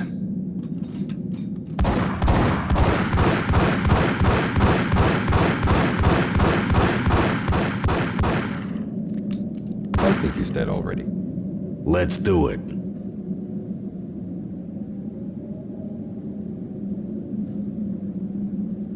Attention all personnel. The self-destruction sequence has been initiated. Evacuate the complex immediately. The self-destruction sequence has been initiated. Proceed to the nearest exit immediately.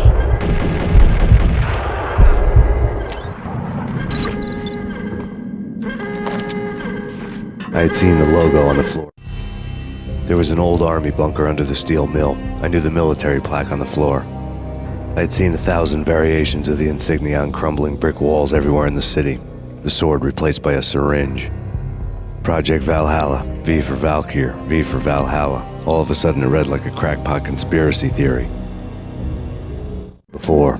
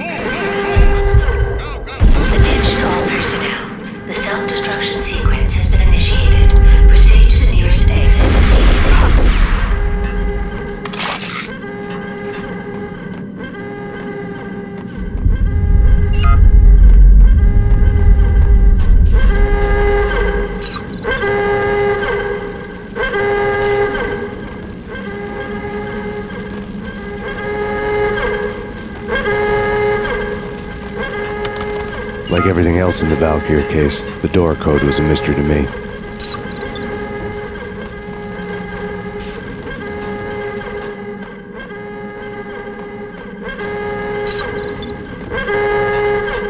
Decontamination in progress. The chemist had been using the workstation when he died.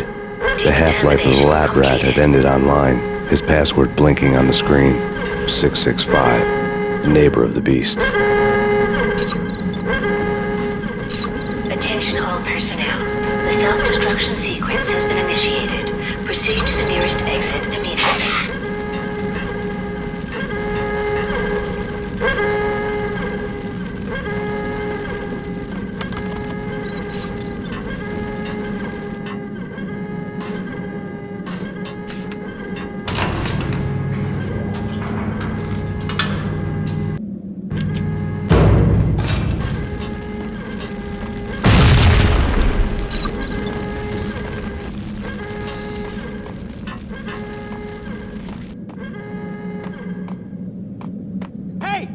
Hey! Get me out of... Thanks. I thought I was gonna die in there for sure. I need you to get me through the decontamination chamber airlock. You're crazy! No way! The place is blowing up, for Christ's sakes! Either that or back to the cell. Your choice. Okay, I'll do it. Attention all personnel. The self-destruction sequence has been initiated. Proceed to the nearest exit immediately.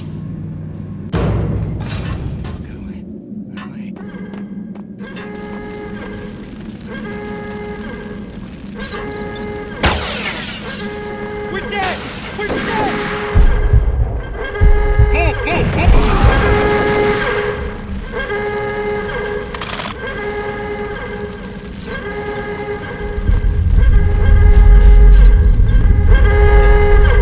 Get in! I'll punch you through. After this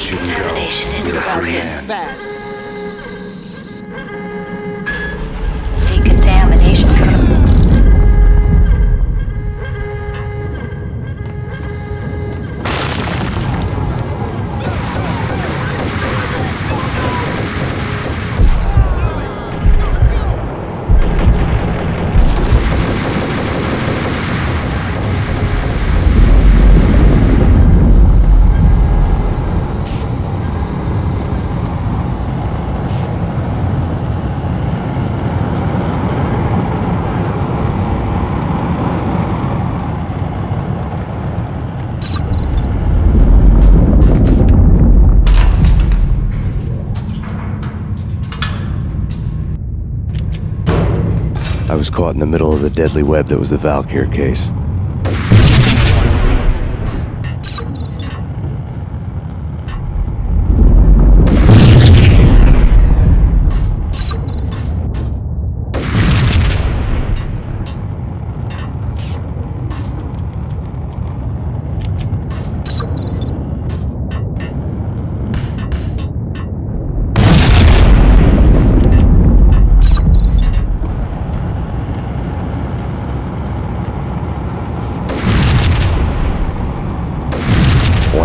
Terminals had the project logo on the screen.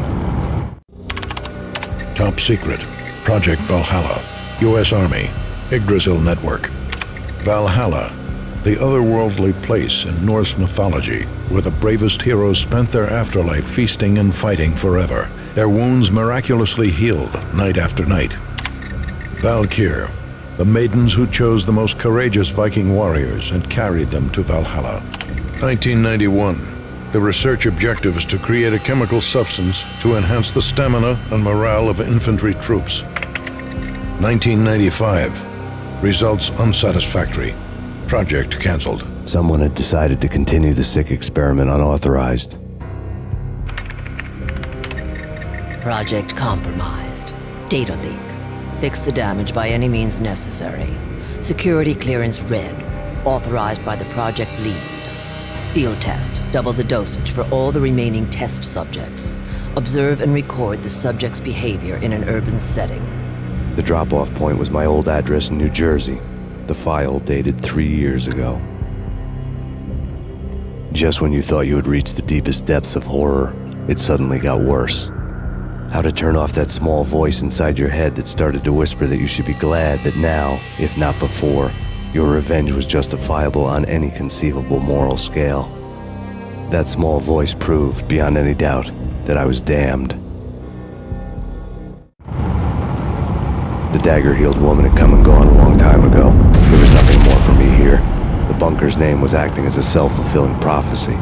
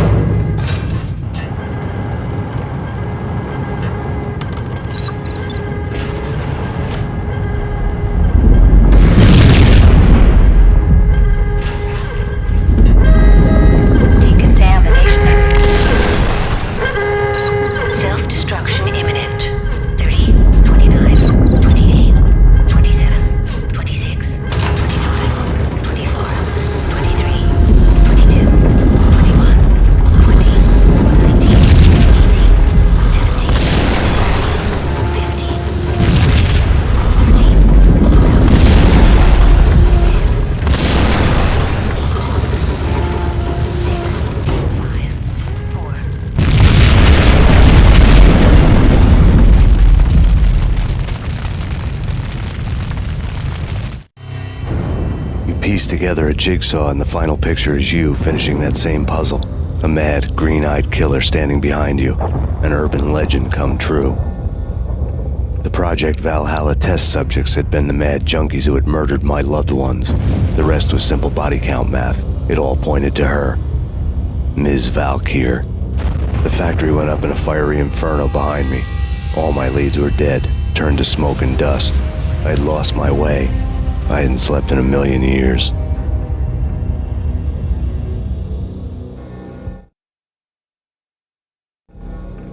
I felt thin as death.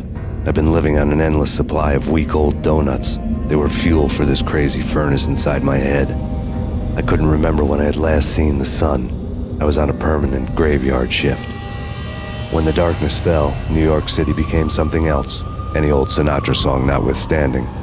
Bad things happened in the night, on the streets of that other city, Noir York City. I was in an all-night diner, downing cup after cup of coffee that tasted like engine oil, when a new message from BB got me back on the killer track.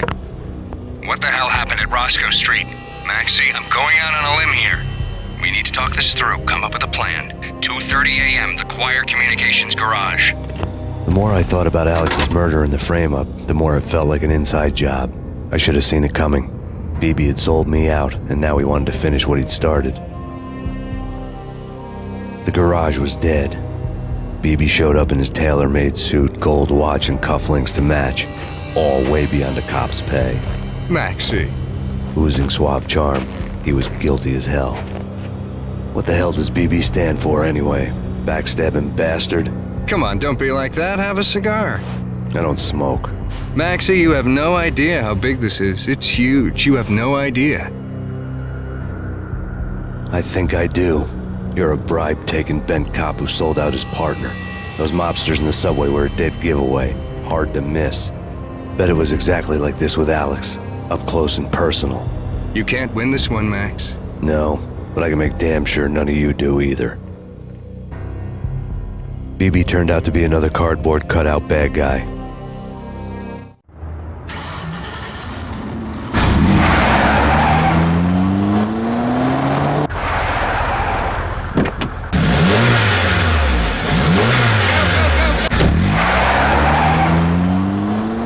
A bad cop on the take, a cowardly right-hand man fleeing from the scene, leaving his paid thugs to do his dirty work.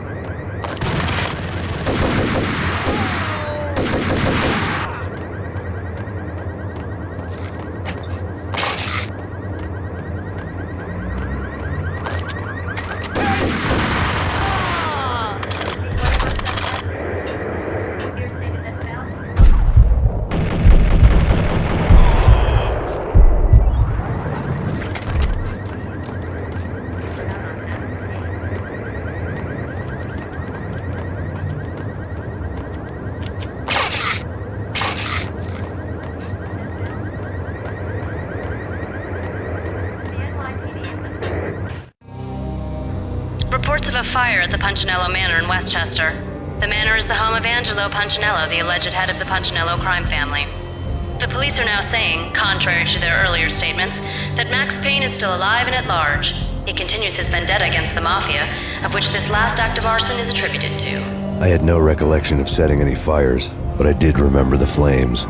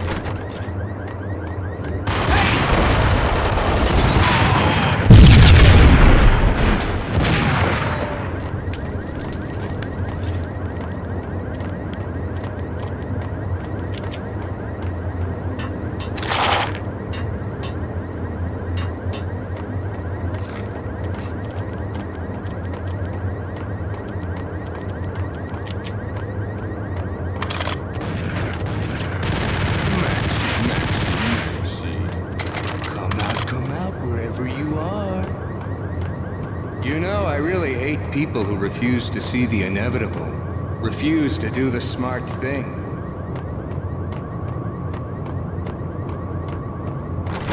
No, I must do the right thing.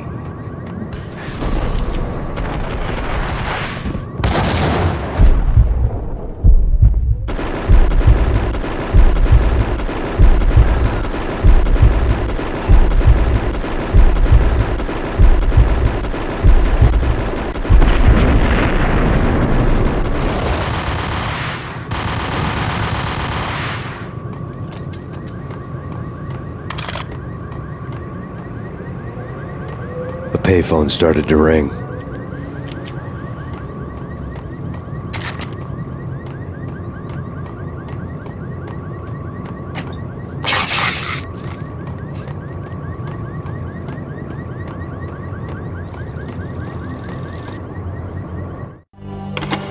Yeah.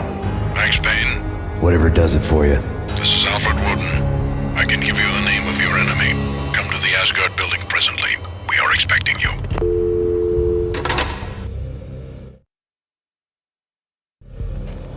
Woden was waiting for me on the steps of the old building. Mr. Payne, let's go inside.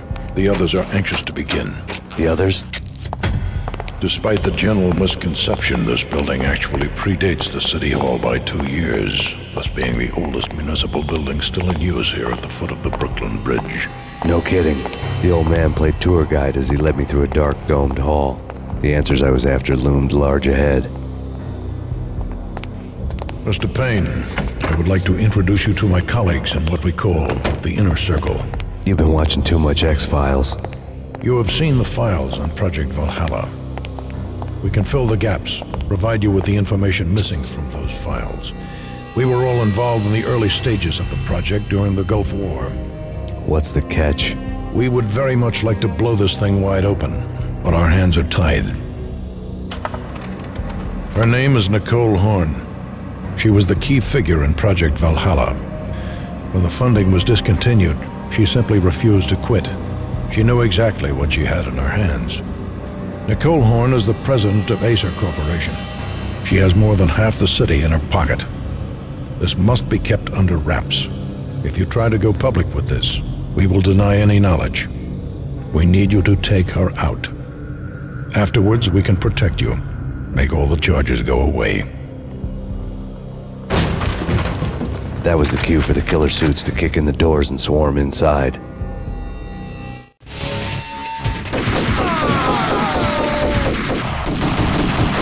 It was an impressive floor show, but I decided to leave early anyway. It was only a one-story fall. Lucky me.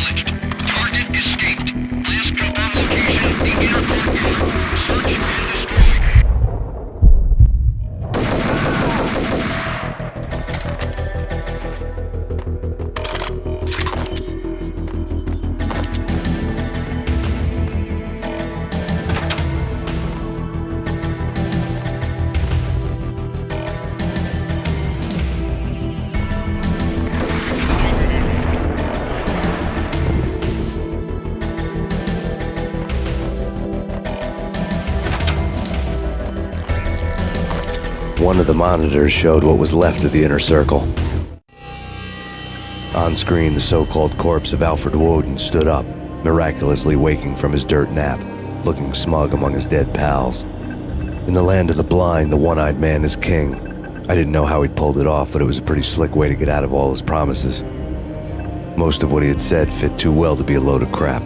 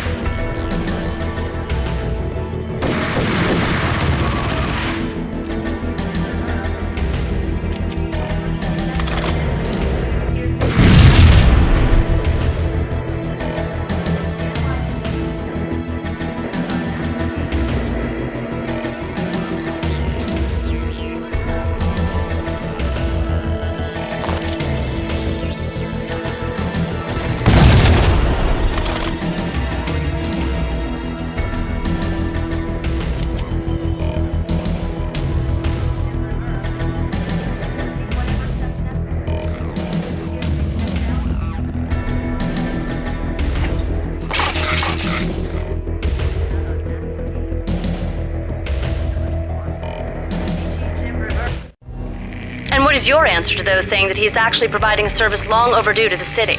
This crusade nonsense has gone too far. He's out of control. It must stop. He will be stopped. That was Deputy Chief Jim Rivera from the New York City Police Department.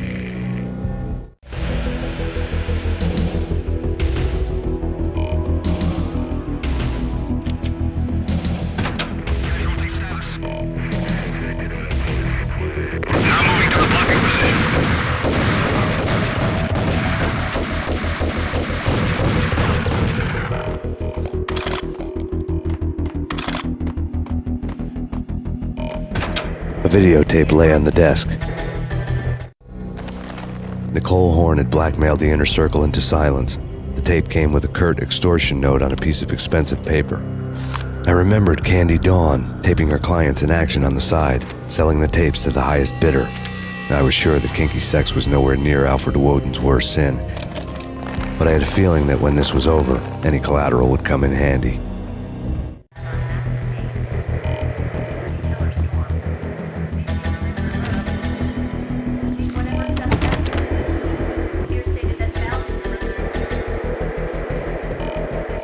Woden had left me a present.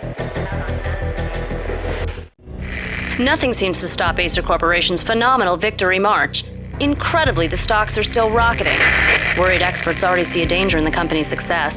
Some have gone as far as to say that Acer Corporation is about to become an even bigger monopoly than Microsoft ever was.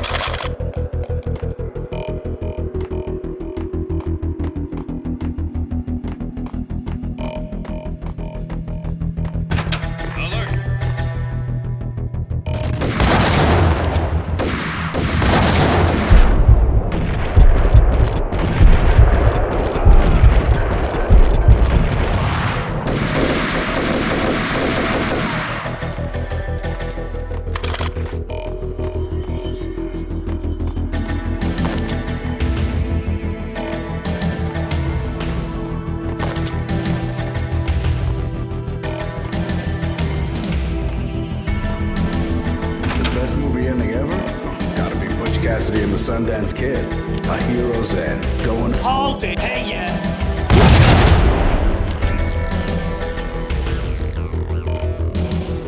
What the?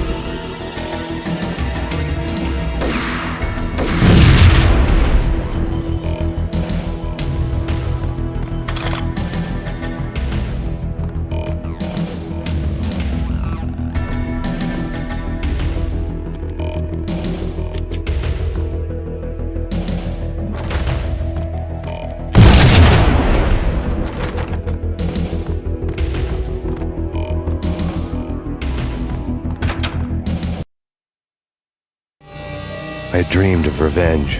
Those dreams were always nightmares, of coming close and then failing. Now I was close. I had a name to guide me, Nicole Horn. I had nothing to lose.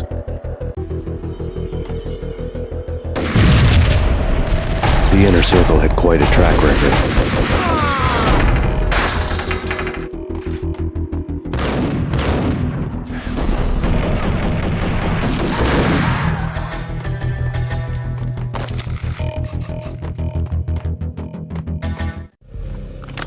Project Valhalla had not been the only thing the Inner Circle had been involved in. There were rows of cabinets full of files. The Serpentine Secret Society went back a long way, always pulling strings from the shadows. I couldn't say I was sorry. Woden's move in some Byzantine power game had cut the Circle's membership roster to 1. The old man wanted me on cleanup duty. It was my mess, too.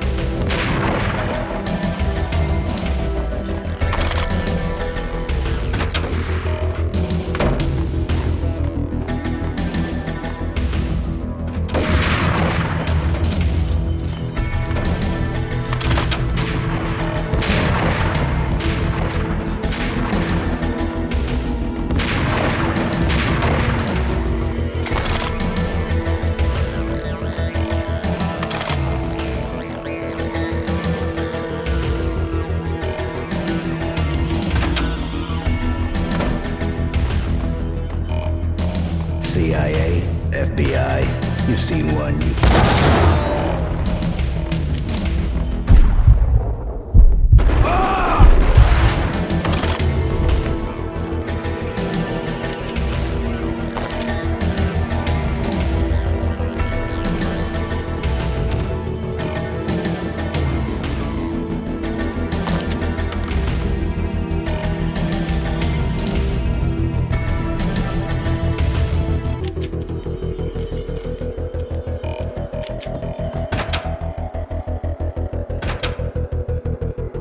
Take him down. Shoot to kill.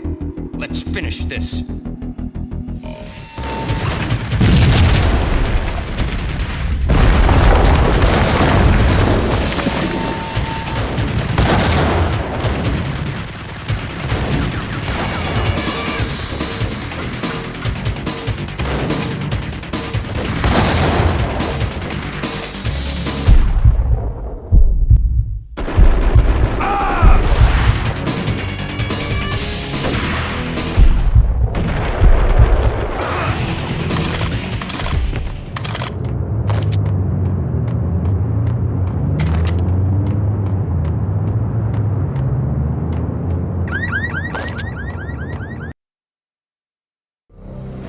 Mine wasn't the most original approach to the problem.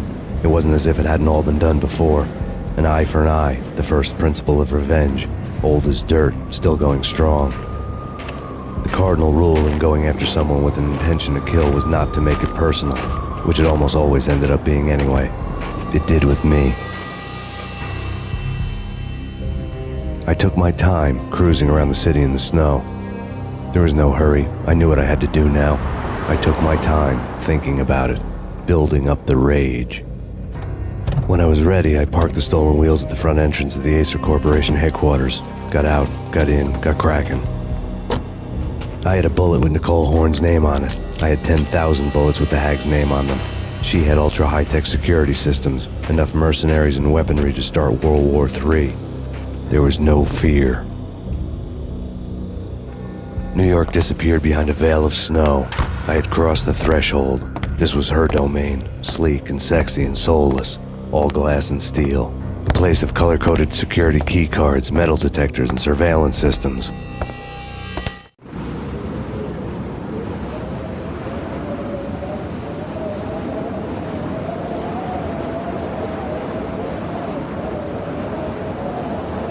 Colder than a walk-in fridge. Cold as a gun.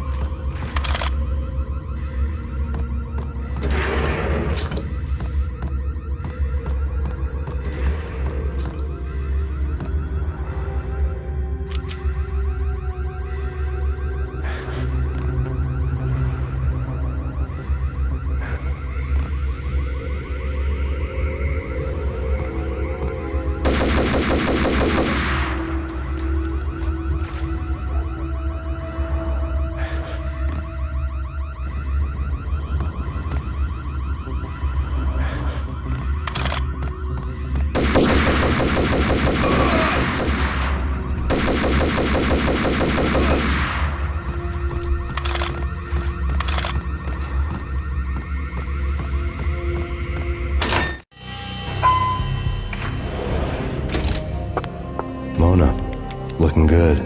Max, we gotta stop meeting like this.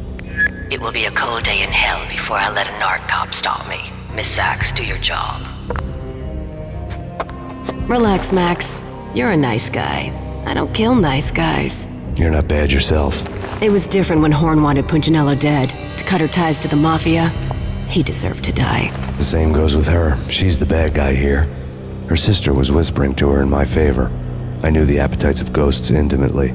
They hungered for revenge. No! A gunshot boomed and she fell down in slow motion. She was a nice girl, not really a stone-cold killer. And now she was stone-cold dead. Like religious fanatics or loyal samurai, Horn's private army was coming at me. Terminate.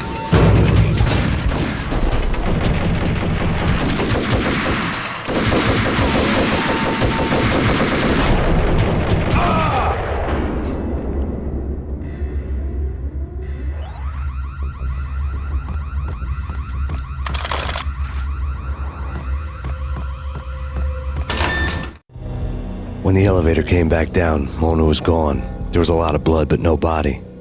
Something clicked for the final time. My mind had never been so clear, as if somewhere high above the storm clouds were already gone, cold stars blazing from the black skies.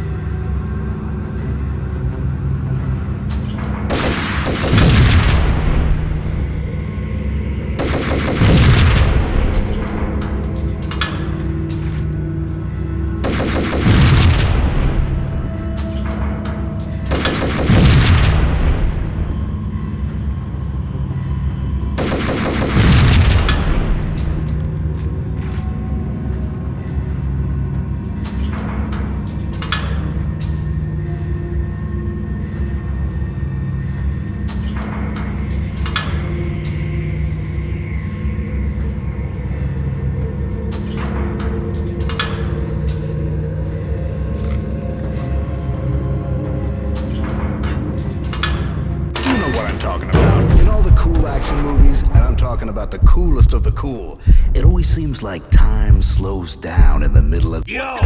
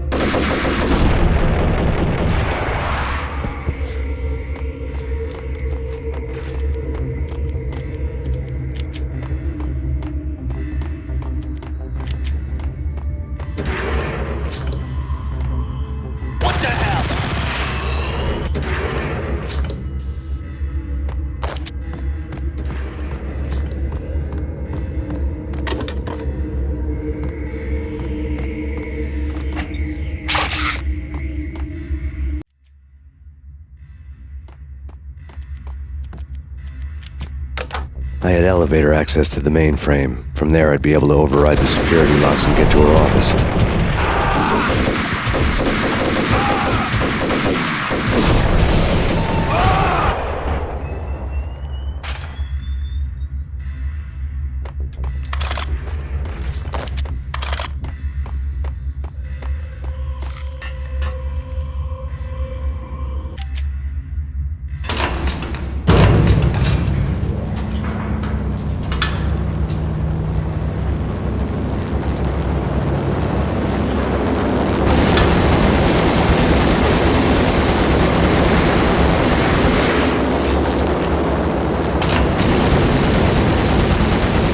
The unmarked chopper was Horn's pet guardian, inhuman and flawless. It was stalking me. I hate to be stereotyped. I'm not a... What kind?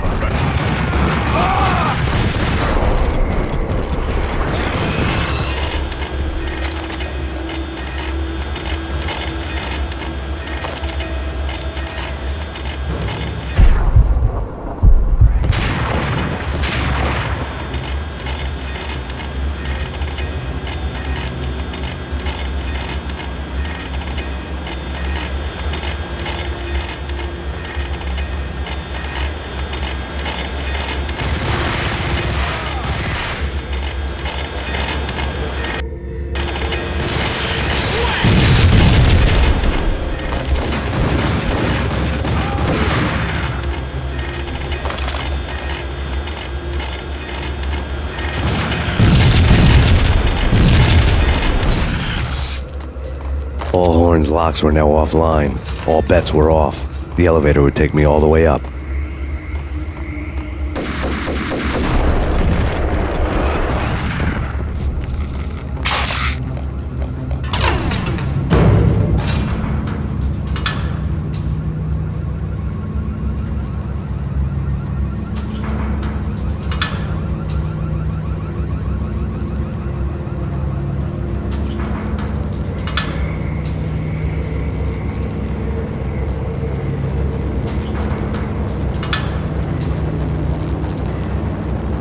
Seen from this height, the night seemed to stretch on to eternity. A hint of desperation had crept into the snowstorm, as if it was trying to get it all out before the end.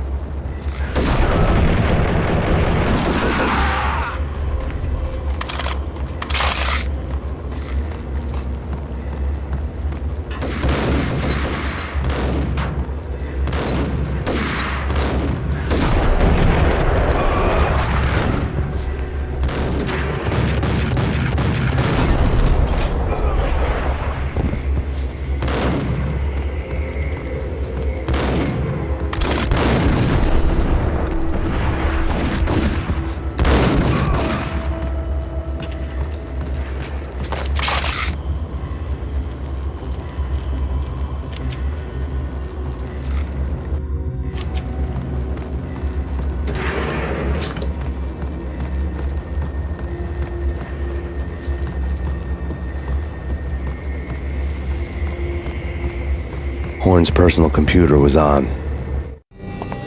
Next to the printer was a neat stack of expensive paper. Hacking through Horn's computer would have unearthed files of criminal plans, strategies for world domination, spy helicopter reports, illegal wiretap recordings, internet porno, all of the above. Take your pick. I really didn't care anymore. I had seen too much of it already.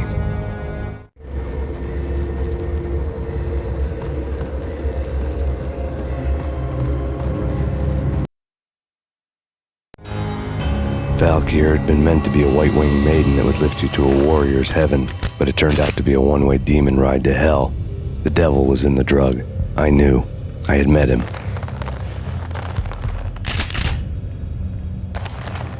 And now I was gonna kill her, the queen of the underworld who had tried to lift herself a bit closer to heaven with her drug money. No begging, no bribes. She knew better. Honor among killers.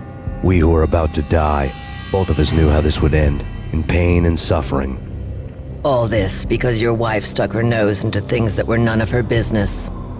The cops were coming to take me away. The sirens were like a bad conscience I couldn't shake. It's ridiculous you've made it this far. You won't be alive when they get here. Stop him!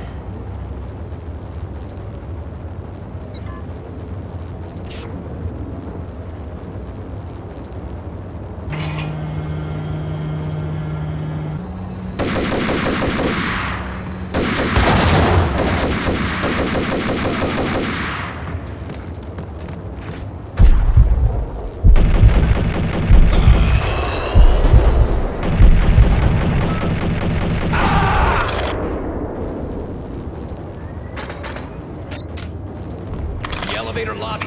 Get us back up now. Max Payne, this is futile. A waste of time. The deaths of your wife and daughter were necessary. Inevitable. It is done. You cannot bring them back. Nothing you do will make it any better.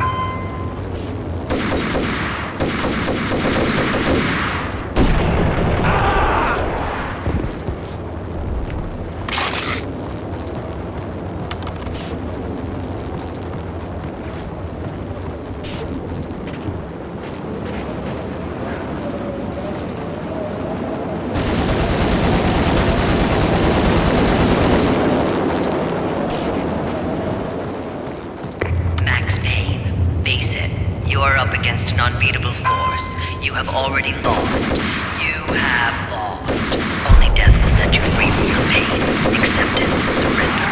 Give up. We have him in the North Lounge. Send us assistance.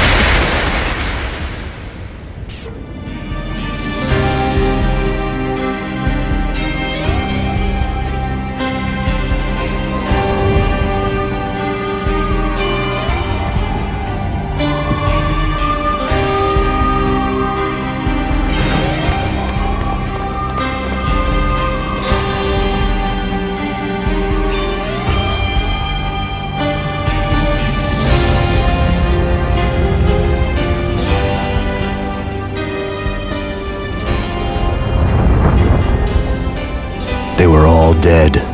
The final gunshot was an exclamation mark to everything that had led to this point. I released my finger from the trigger. And then it was all over. The storm seemed to lose its frenzy. The ragged clouds gave way to the stars above. Max Payne, this is Deputy Chief Jim Bravura from the NYPD. We've got the building surrounded. Throw down your weapons and lie down with your hands behind your head. A bit closer to heaven.